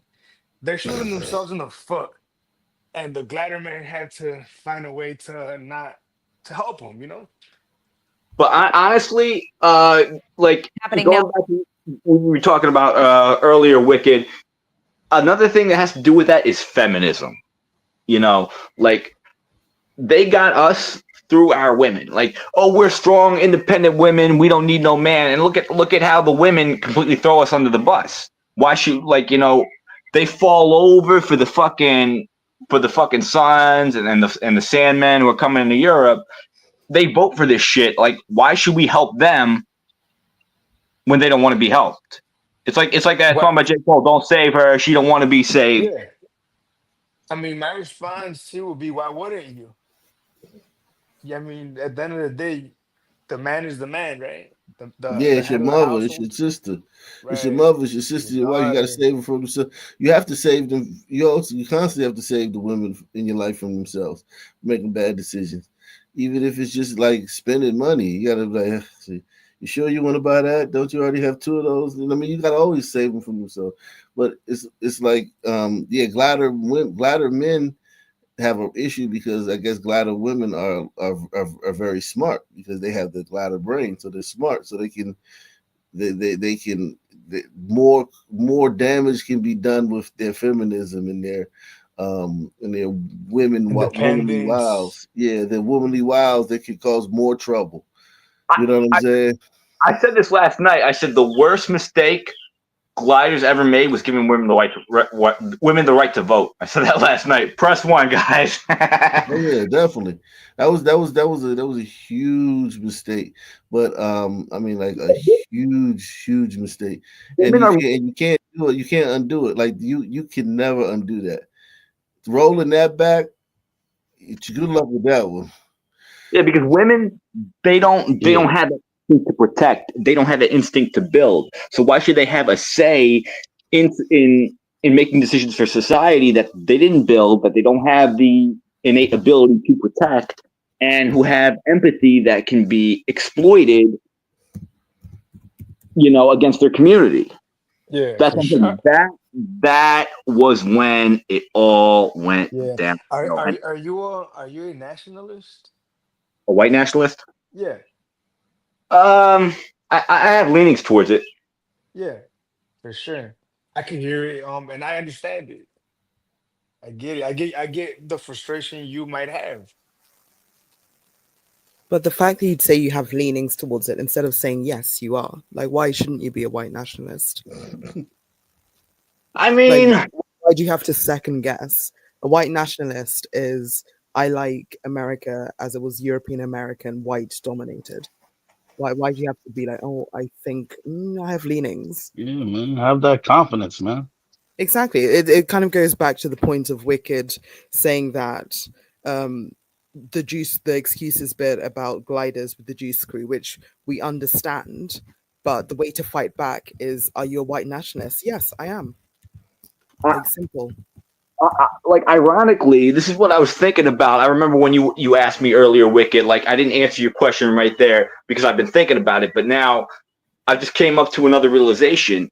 The last time the Juice Crew and like the Gliders had any hope was the Austrian painter, right? But ironically, that led to our downfall.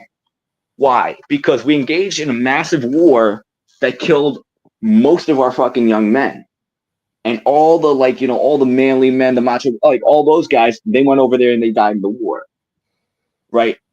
And now it left the glider consciousness with a bunch of guilt that was exploitable. You But know, these glider, but even glider, even the but mass movements of, I'll let you speak, socialism, feminism, and the the peace and love hippie movement in the '60s. Not to mention, yeah, it came crashing down. Civil rights, Hart Seller Act, like Ak was talking about last night. It just cascaded after that.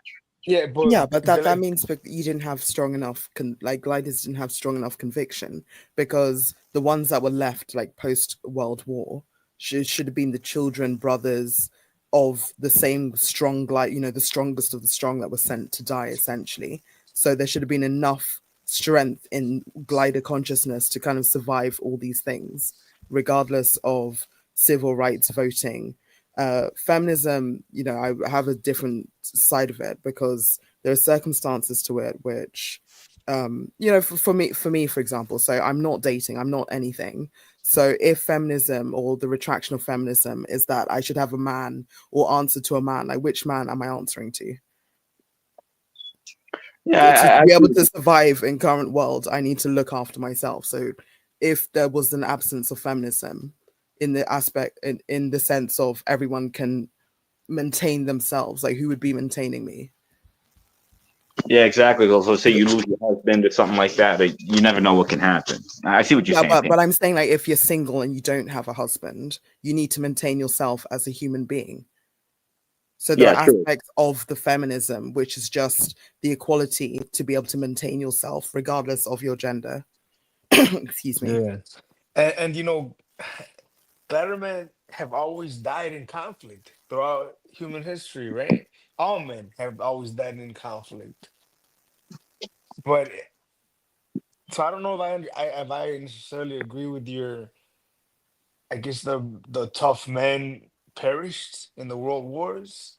Um, I don't know. That sounds like that it doesn't make sense to me. Yeah, because you still have tough men right now, but Right. literally, You like, do all have of tough you are men now. holding your balls. Like, none of you are And coming out and saying, I'm tough. Like, what are you going right. to do about it? I've said And I'm that's tough. What's next? and that's important for you. I don't want you to think that I'm implying that ladder men are not quote unquote tough. That's not. I'm with what Pantheon just said. I know plenty of tough gliders, right? They're out there, but for some reason, and I know it's complicated. You guys seem to be giving your countries away, right? The Western world away. Look at like Canada, for example. You've heard the Canuck come out here, right? New guy Yeah. come out here.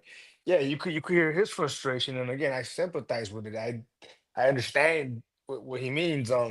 When he talks about the Patels, right? I Yeah. understand the fishermen when with his frustration as well. And his frustration towards glider queens in particular. He has like a feeling of betrayal from them, right? And I know he hates it when I put the mirror to him, like, what about the men? At the end of the day, I think that's the most important piece. I know in a chessboard, the queen is an important piece, but it's about the king at the end of the day. You know?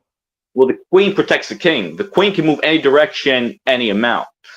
So when the queen has been co-opted or brainwashed or whatever, who But protects the king? Like the king can only do so so much.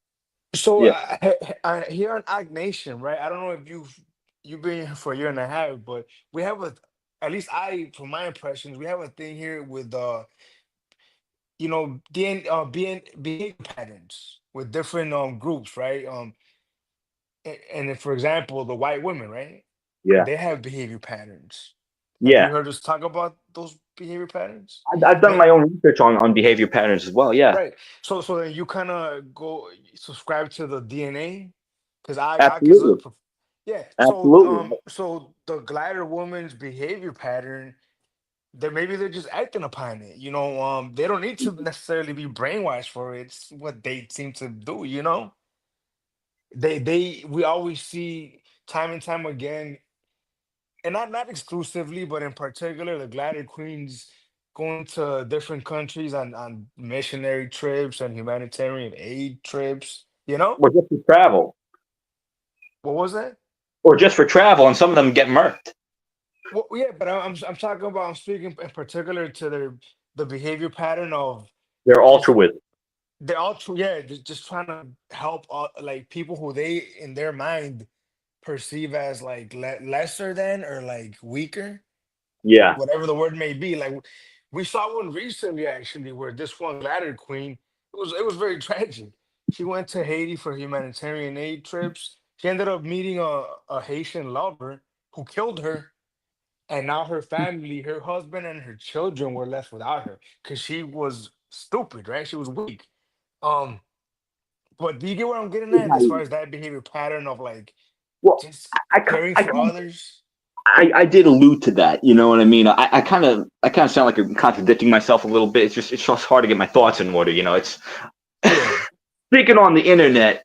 It can be kind of nerve wracking. But like I said, yeah, it's like women are more towards compassion and empathy, and they need strong men to lead them. But the thing here is, yeah, also, glider men have lost their strength over the years.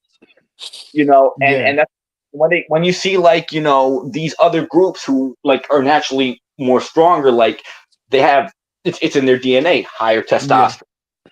You know what Yeah, I mean? bigger muscle mass. How old Yeah, are you, dude? and not only that, but the lack of frontal lobe means that they don't have a Yeah, lot of control of their nerves.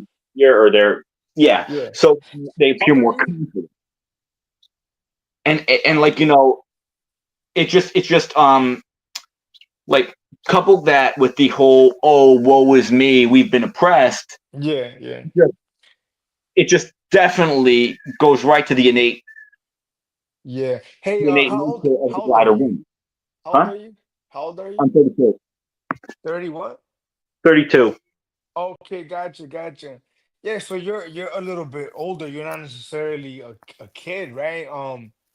But my thing with like glider men that I hear like white nationalists, right, that are very frustrated. It's very hard to they want to like change the way things are, right? They want to like kick all the POCs out or whatever they want to do, right? But I think if I was a glider man in that category, I would focus on myself.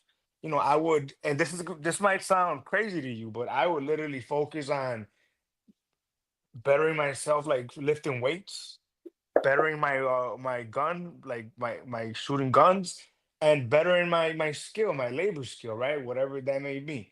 Um, and just finding a good glider queen to build with. Do you get what I mean? And it might sound like obvious, right? Like, No, oh, I I just need. understand that. I mean, I have guns. Like, I have good qualifications and work. Hey, Wicked, not to cut you off, guys. I think that's Yeah. what most of us want, bro. Yeah, Yeah. but you gotta understand, Mystic. From what I hear from these like white nationalists, it doesn't even seem like they're focused even on that, dude. It seems like they're more focused on like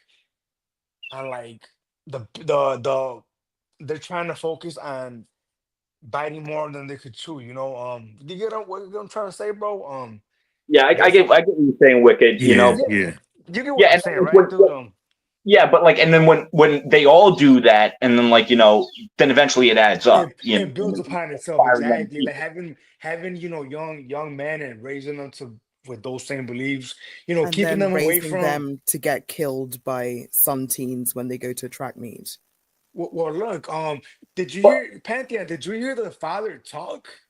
Yeah, Did no, you no, hear I that guy heard, I heard talk? him, and Yeah, and he I he was struck me as annoyed. weak.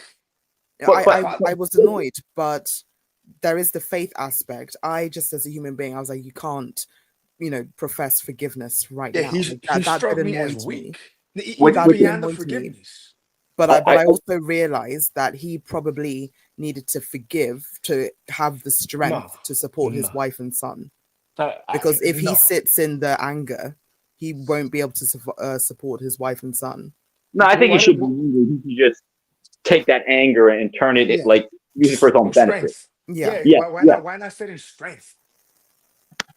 You know, I don't know, but I think you get what I'm going at with this freak. I think you understand what I mean. That's what I would do because it will build upon itself. We often hear glider men. But Wicked, I got to cut you off on that. Now you're trying to say Yeah, that we're trying to bite off more than we can chew. You were absolutely right about that. We have to work on our health. We have yeah, to like lift weights, learn how to fight, learn how to yeah. build up Shoot. our skills, repair homes, learn how to cook, all that other Yeah, stuff. yeah, Read. right. I understand building up the individual, and now you're saying don't worry about getting rid of the POCs. But No, we I'm not also have to saying that worry about either. that too, because at the same time, they're already here in large numbers. Yeah, They have and no they respect keep for it. coming. And that's what I'm saying. Like, by the time we build up ourselves, they're already going to outbreed us. Yeah, They're, yeah. they're already killing us. They're already raping women and all that other stuff. So that has to be addressed. No, of course it does. I'm not suggesting that it shouldn't be. Obviously, if you've heard me talk, I think it should be addressed. But it just feels kind of like impotent the way that I've heard those kind of guys speak, right? That's my impression of them. I wish they would speak more on self improvement and like, do you plan on having kids? What are your thoughts on having children? Are you like, you don't know, maybe? I mean, maybe I might have children, but See, that's what I see, mean, dude. it's like, Brother, you better pluck 3 of them shits out, man. That's what I What's wrong mean, with Hold you, on. dude. man? Listen. You can't be a white nationalist if you're not gonna have kids. So let's move on. Thank you. What the hell? You better pluck 3 of them shits, Happening now, the man. NYPD looking for a man linked to attacks think on at about it. least Yeah, 4 I'll work on women it. in just over 2 weeks in Brooklyn. Here's how they say he's working. He comes up behind the women, grabs them, and then there's concerns he could get more dangerous. News Force Mark Santia has exclusive video of that wanted man tonight. The attacker strikes at all times of the day across Brooklyn. Police say each assault is escalating, becoming more violent. This is exclusive video obtained by News 4 of a man wanted by police. Watch as he walks into this Brooklyn store. The guy in those squeaky clean white shoes spends several minutes hanging around before police say he attacked a 60-year-old woman near Fulton Street and Ashland Place. Police linking this man to sexually assaulting at least 4 women, including 2 women here in Brooklyn Heights. This is very serious. We need the police to do something immediately. Patty lives near the scene of one of the attacks. She did not want to show her face. Patty is an author and psychologist who helps girls and women heal from sexual abuse and sexual assault. This expert is worried about the escalating violence in these attacks. He can get more and more violent because he's succeeding. And each time he succeeds, he gets more empowered. This is very serious. Police say this attacker ambushes women from behind, wraps his legs around them, and forces himself on them. Definitely of concern. Laura Bernbach is the executive director of the Brooklyn Heights Association. Because it's a sort of tight-knit neighborhood, people mobilize quickly to let friends and neighbors know, to let their children know. This is traumatizing. Patty hopes community awareness will lead to an arrest. It's really important for men to help us and for men to be vigilant. This isn't just a problem that he is attacking women.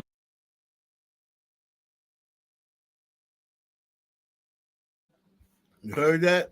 You heard that, white nationalist?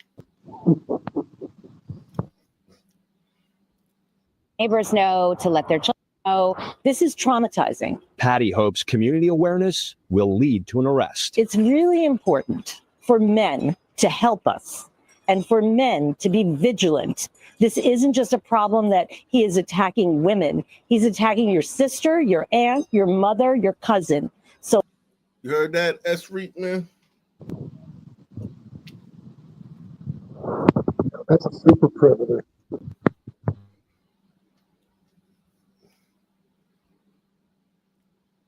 You gotta save your women, man. Gotta save them from themselves. Now you know all these women voted for all that shit. You gotta know that this bitch right here voted for mass immigration and fucking no cash bail and every fucking thing that makes the community safer. You know she voted for all of that shit, right? And she would vote for it tomorrow, and you still have to save her. You have to save her knowing that she would vote. That if you died saving her, she would forgive your killer or ask for your killer to get a lenient sentence. That's what I'm saying. Like it feels like you're in a no-win situation with that. You know. Look at us, blacks. Look at black. We got to deal with sisters, man. We got our own problem. We can't help you with this shit, man. Right? They got it worse. Sons got it worse. Your women call the cops on you all the time, and then they want to defund them. I get it, you know. Yeah, you can't win. Yeah, can't live with them. Can't live without them. Got a lot of music playing in the background. But you know what, man? Somebody has to cook and clean, right? It's only one way to make a baby, man. Yeah, but this guy right here, he's a problem. But that's what they voted for. That's what they voted for.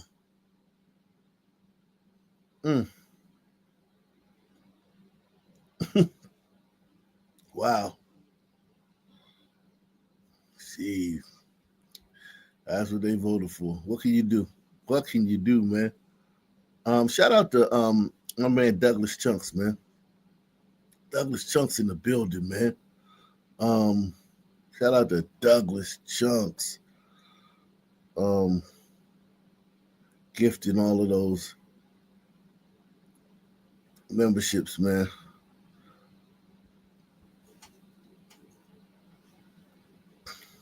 What can you do, man? What can you do? All right, sir, I'm going to remove this, okay? My partner's going to keep it hold to your hands, all right? Don't move, okay? You got it in a holster? No? No. There's one in my head. Okay. Hot phone.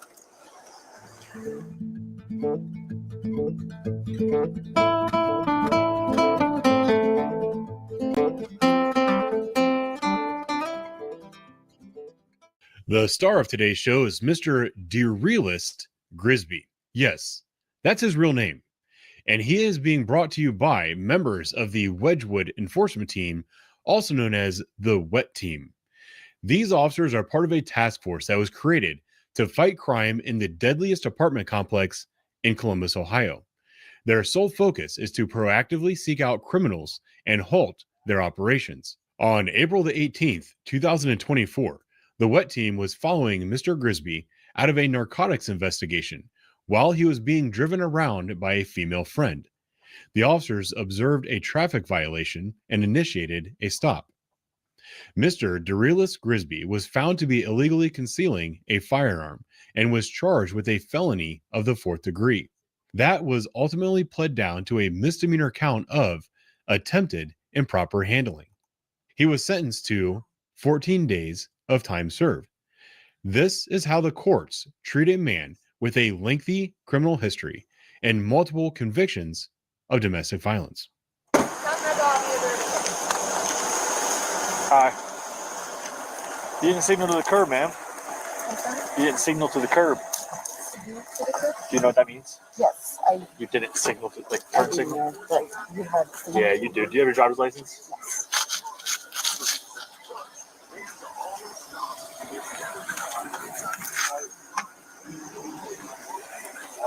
Thank you. Is this your car? Yes. You look familiar. Is your place? This is Grandma's. Grandma's? I'm coming to pick up my baby. I've been at work all day. I got you. Okay. Yeah, right. You want to step back here and talk to me? What you been at work all day? Look what this bitch got on. She been at work all day. Unfucking believable. Who you want, sir?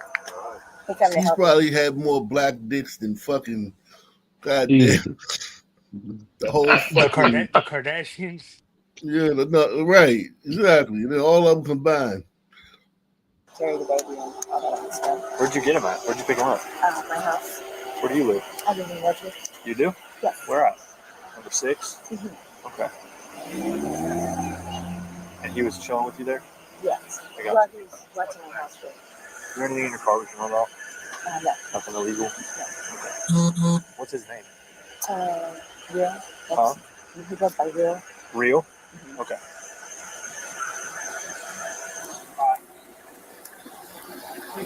How you doing, sir? Get your ID on you? No. Do you have an ID at all, sir? Yeah. How old are you? 23. 23. What's your first name, sir? D-U-P. D-U-P-R-E. You got a word. D-U-P. Uh-huh. R-E-D. Yep. And your last name, sir? G-R-I-S-B-Y. S-B-Y? Dupree. Gotcha. Do you know who Bud Dupree is? He's a football. No. Yeah, I know. Bud Dupree was a football player. What's your date of birth, sir?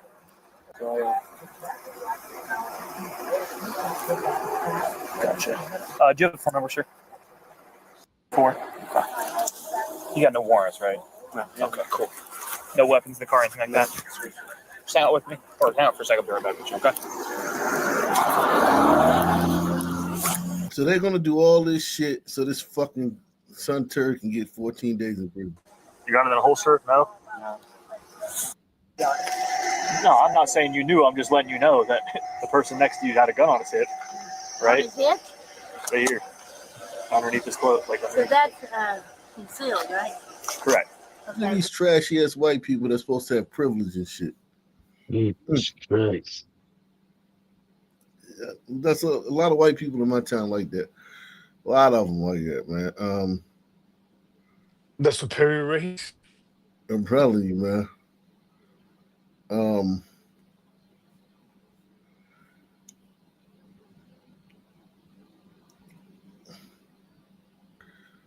Wow.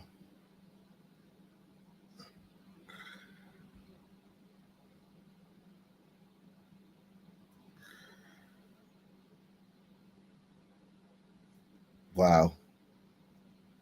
The Highway Patrol trooper's arrest, charged today with raping a woman following a traffic stop. And this case dates all the way back to January. News 4's Spencer Humphrey is looking over the new court documents, and we should warn you, some details are graphic. An Oklahoma state trooper allegedly giving a woman an ultimatum when he pulled her over here in South Oklahoma City back in January. She could either go to jail or have sex with him. The details in the arrest affidavit for Oklahoma Highway Patrol Trooper Jarquez Evans are Jarquez Jarquez tripping. God. Oh. Wow, man. I mean, what could go wrong when you? I hope he at least turned off his body cam, man. Disturbing. Investigators say it all started when Evans pulled over a woman for an expired tag near Southeast 29th and High Avenue just before 10 p.m. No, an expired tag. You got to try that shit with somebody you catch with like a couple keys in the trunk, man. You can't be doing this shit with some expired tag. Right, a dead body or something. Damn, dog. Wow.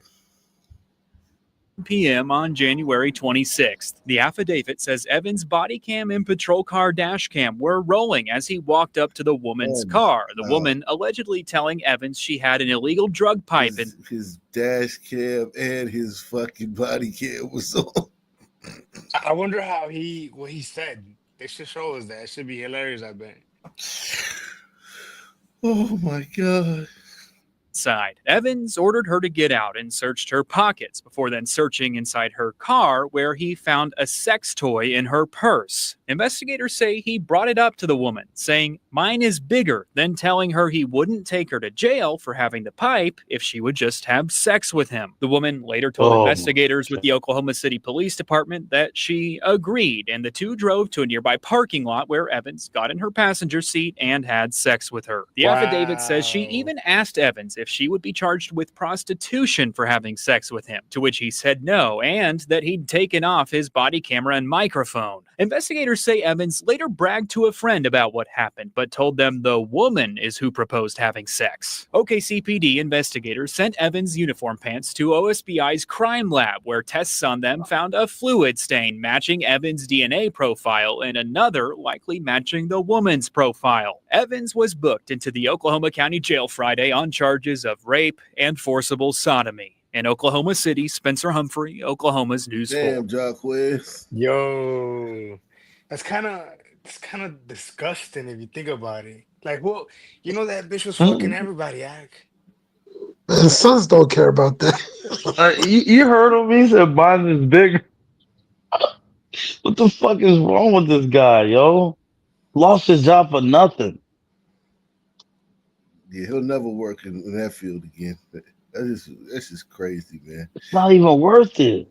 Yo, Ak, you think this happens in some countries? Oh, hell Oh, yeah. That's all day, baby. Yeah, they walk up asking for bribes, man. Mine is the implied consent. I wouldn't be shocked if they just take them. Mexico everywhere, man. That shit is real. Yeah, definitely. Any third world country. Yeah. Now to a breaking news update. We're learning new information about a deadly double murder in Wilson County. The man police say killed two people inside a home in Wilson last night is going to remain behind bars. A lot of new information coming in. We go to CBS 17's Baron James in Wilson, where investigators say the shooters and those he shot were related. Baron.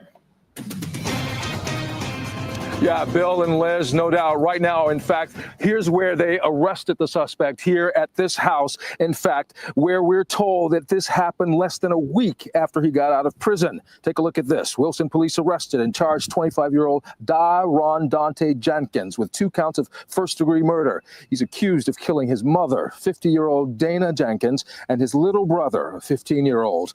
Police took Daron Jenkins into custody here at his mom's duplex apartment on Snowden Drive Monday afternoon when officers found the 2 bodies inside. Police had gotten a 911 call that apparently came from another relative. Take a listen. Dispatch calls first coming in. The apartment, there seems to be blood all over the place.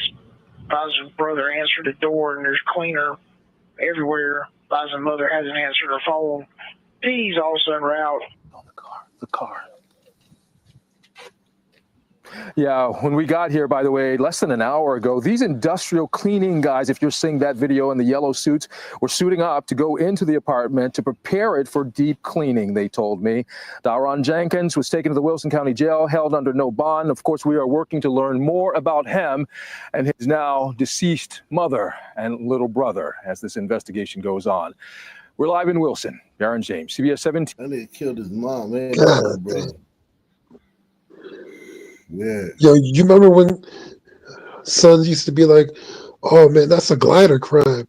Yeah. Sons don't kill their mama. That was like back in the 80s, man. Yeah. Can't say that no more. Shit. You know what? You know why? You're not gonna believe me. Well, maybe you will. But I had an inmate act that deleted his cousin, right? And again, I'm not lying. For some chicken wings. Oh yeah, I mean, it was the principle though, right? It was the argument about the chicken wings, right? Yeah, I would say, knowing him, I would say it was both. Yeah, man. And is that throwing your life away for something stupid just clearly genetic? Well, there's no life to throw away if in a sun country like on the savannah or the village, you all would be subjects of the king of the chief. There would be no life to throw away. You kill somebody and it would just be like, is that somebody connected to the chief, or is somebody from that person's family going to come and do something about it? There would be no structure or system to do anything about you killing somebody. It would just be another son. So we wouldn't have evolved with order and constitution and law and shit like that. The law is the strongest man. The might is the law. When the sons would be. So it would be just throwing your life away just because you're going to get a life sentence. There would be no place in a homogeneous sun environment that had not been colonized by whites where you would be convicted of a crime. Let's just say that you did a crime and they would feed you for the rest of your life and house you for the rest of your life. Hell no. You would probably die within the hour at least. You would die within the hour. If you made it out of the hour, you would be grateful. Yo, man, and there wouldn't be any chance to appeal. Nothing. That's it. No evidence. No evidence. It was they thought you did it. You did it. You did it because they said you did it. Yeah, man. This whole fucking laws. And you think that's connected to the phenomenon of young people, sons just throwing their lives away over stupid stuff, stabbing a guy at a track meet or a football game over some stupid stuff, throwing it all away goes back to this weird tribal shit? No, I'm saying, and you said throwing the lives away, right? You said that. Yes, I said there is no throwing your life away. There's no concept of that when you're dealing with a crime. Like when a son is dealing with doing something to you, that doesn't exist in his mind or in his soul or in his mind's eye. Yeah, that doesn't exist. Like for instance, thinking and rationalizing and all that stuff. All right, this is the best example I can give you. Right? You ever seen Columbo? Of course. Right. Have there ever been any black suspects on Columbo? No, none that I can recall. Right. Why do you think that is? I think Because it's in the LA. industry, It's based in LA.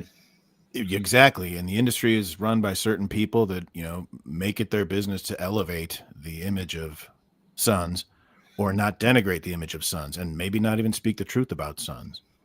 That's Nah, why you. man, because there's plenty of black criminals on Starsky and Hutch and Kojak and the cops that do the street that don't do the street level crime and shit like that. So why were there no sons on Columbo? Because those are mysteries. People plan those crimes out. I see what you're saying. That was your favorite show, Yeah, that's my favorite show. It's the only. They don't have one episode where there was a son criminal, not one. And all the other cop shows in the 70s, there are plenty of black criminals in them, because it's just like some beat cop busting up, just working the street. But Columbo works, that very wealthy area of LA where people poison people and they put their car in the shop and shit and then go kill somebody. Like, my car was in the shop, see, I couldn't have done it and all this shit. They take all these plans and shit. So like, sons rarely do that. Sons, we don't do that. When we kill somebody, we usually decided to kill them within that minute or within that time frame. Immediate time frame. That's an interesting theory, but within that split second. It would be pretty hilarious if the only reason there were no sons on Columbo was because Peter Falk was really racist. Well, I mean, shit, I don't know. I like Peter Falk. I don't know if he is or not, but I'm saying it'd just be funny. Yeah, but excuse me, we're not going to have any of them on this show. Yeah, this is crime. Son crime is happens in the moment, man. There's very little impulse control. Let me see. This is marshmallow test. This is show you the marshmallow test, okay? Is it a deferred gratification thing, or? Ooh, this is not a good look.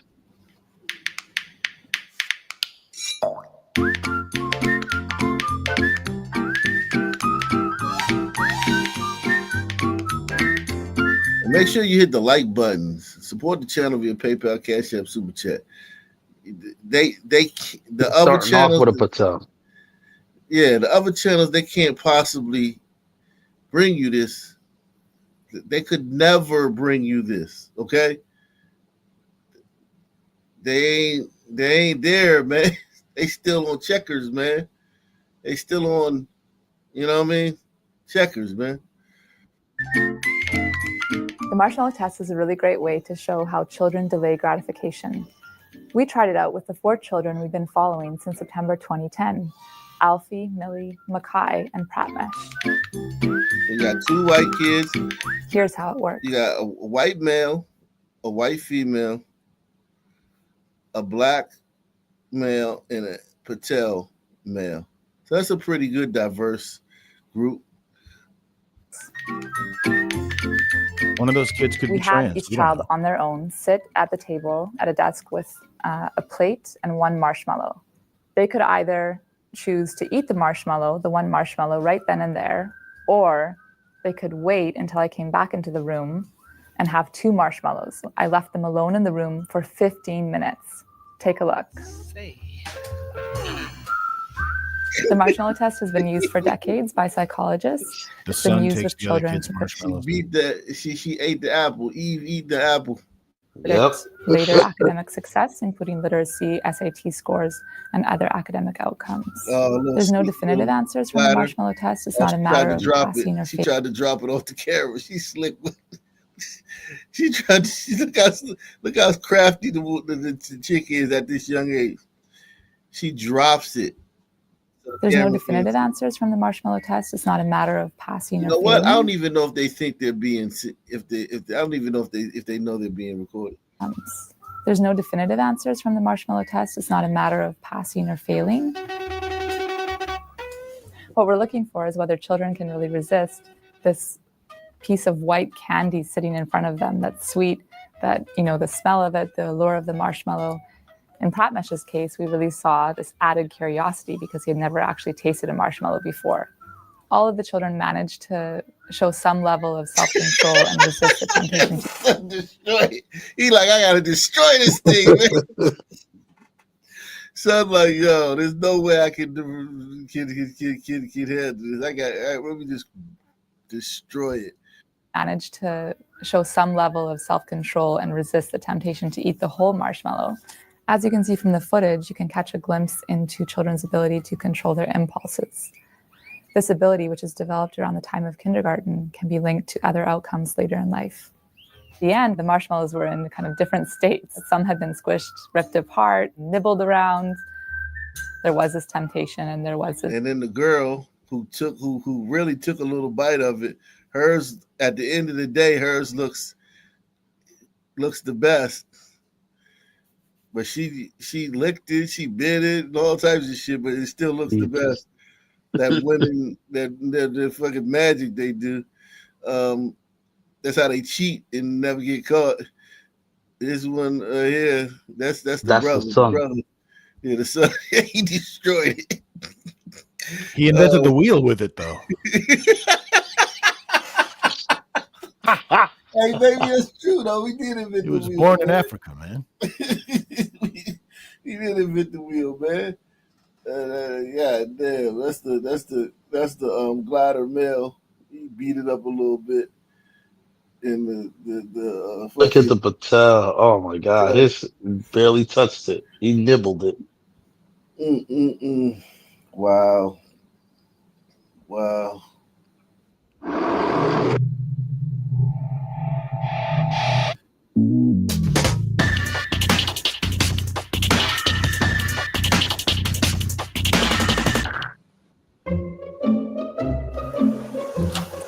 Okay, this shit is gonna make me There's no fat kids on the panel. I think we'd see different outcomes if we had some fat kids that were tested. Someone who's might have a special affinity for marshmallows.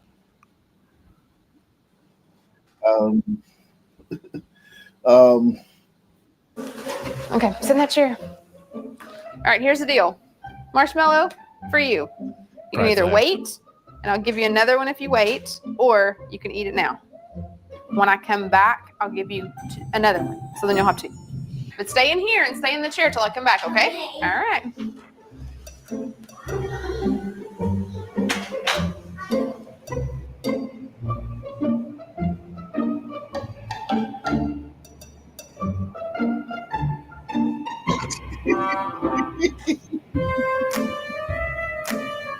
I'm gonna go do something and then I'll come back.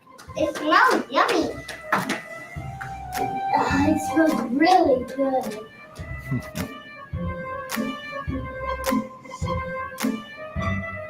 Let's see if one of them invents the, integrated circuit.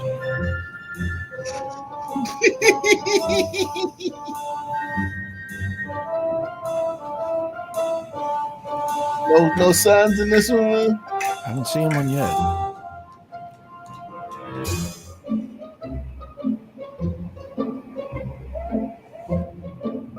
No sons, but brothers.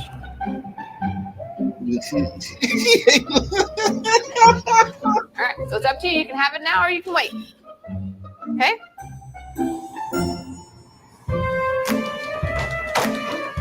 I'll be back. Stay in the chair, okay? Okay. He's too young.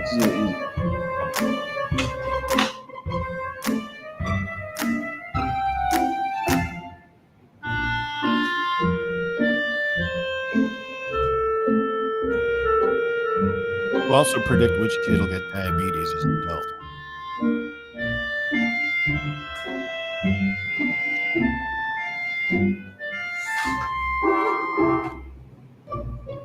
Here we go. Jeez. Oh, she's already in it.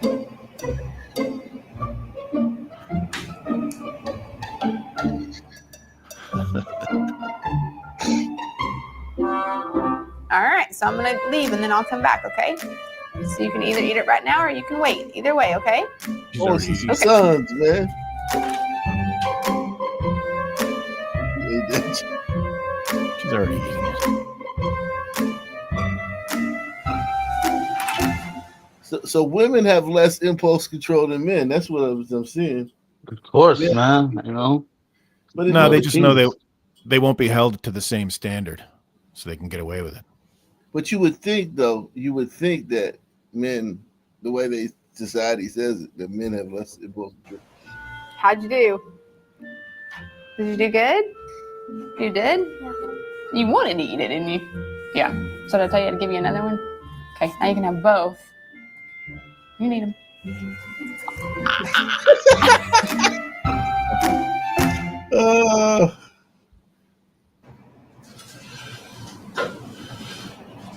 Oh man. I want to see one with sons, man. Is there any of these with sons got sons in it? Oh, here we go. Here we go. Let's see how they do with a bait car. Oh, this is one son. They only got one son, and they have the same. I want to see it. Let me see.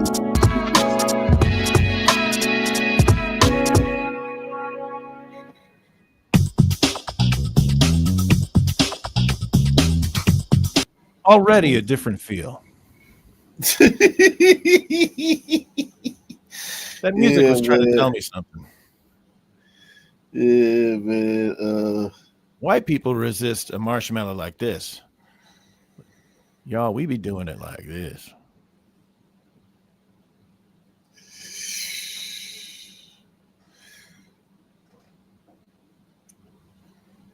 Let's see. I want to see ones with a bunch of different kids, man, from different races.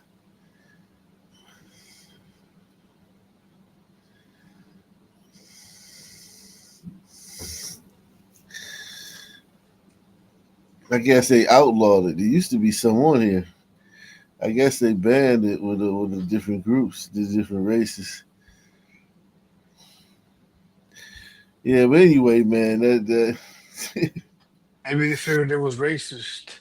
yeah. Painted with white supremacy. Yeah. Didn't the slaves pick the marshmallows back then? No, it's cotton, but any disparate outcomes between the groups is attributed to racism, not racism. Except for the crime statistics. That is contributed to racism. It's attributed to racism. I meant more like the reporting of it. Yeah. Well, racism, the victims of racism, so the leads to us committing crime.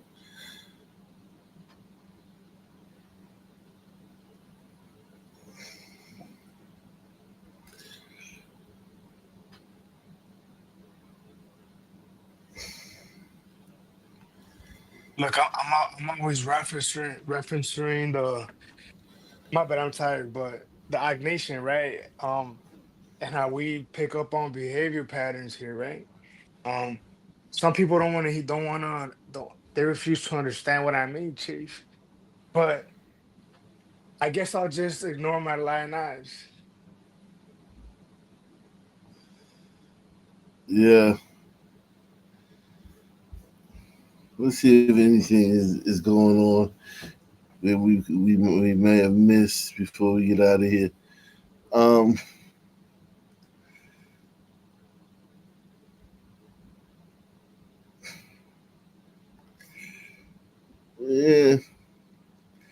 No, man. Oh, okay. Young Thug of Georgia. Okay, Young Thug, they declined to revoke his probation. He lucky. That What did nigga, he he do? ain't I making heard you 50. talk about him recently. He was threatening. He's like threatening witnesses online and shit. Get And out of it's here. like, yeah, Young Thug They- did this. yeah. Young look, Thug, come on. Another example on how not racist this country is. I'm He should telling have you. got his shit revoked for that. I know. And he didn't. Any final thoughts? I did not think Young Thug would be up to any silly business. Right. Look, I think it's a hard pill to swallow, right? But you will swallow it. Pause.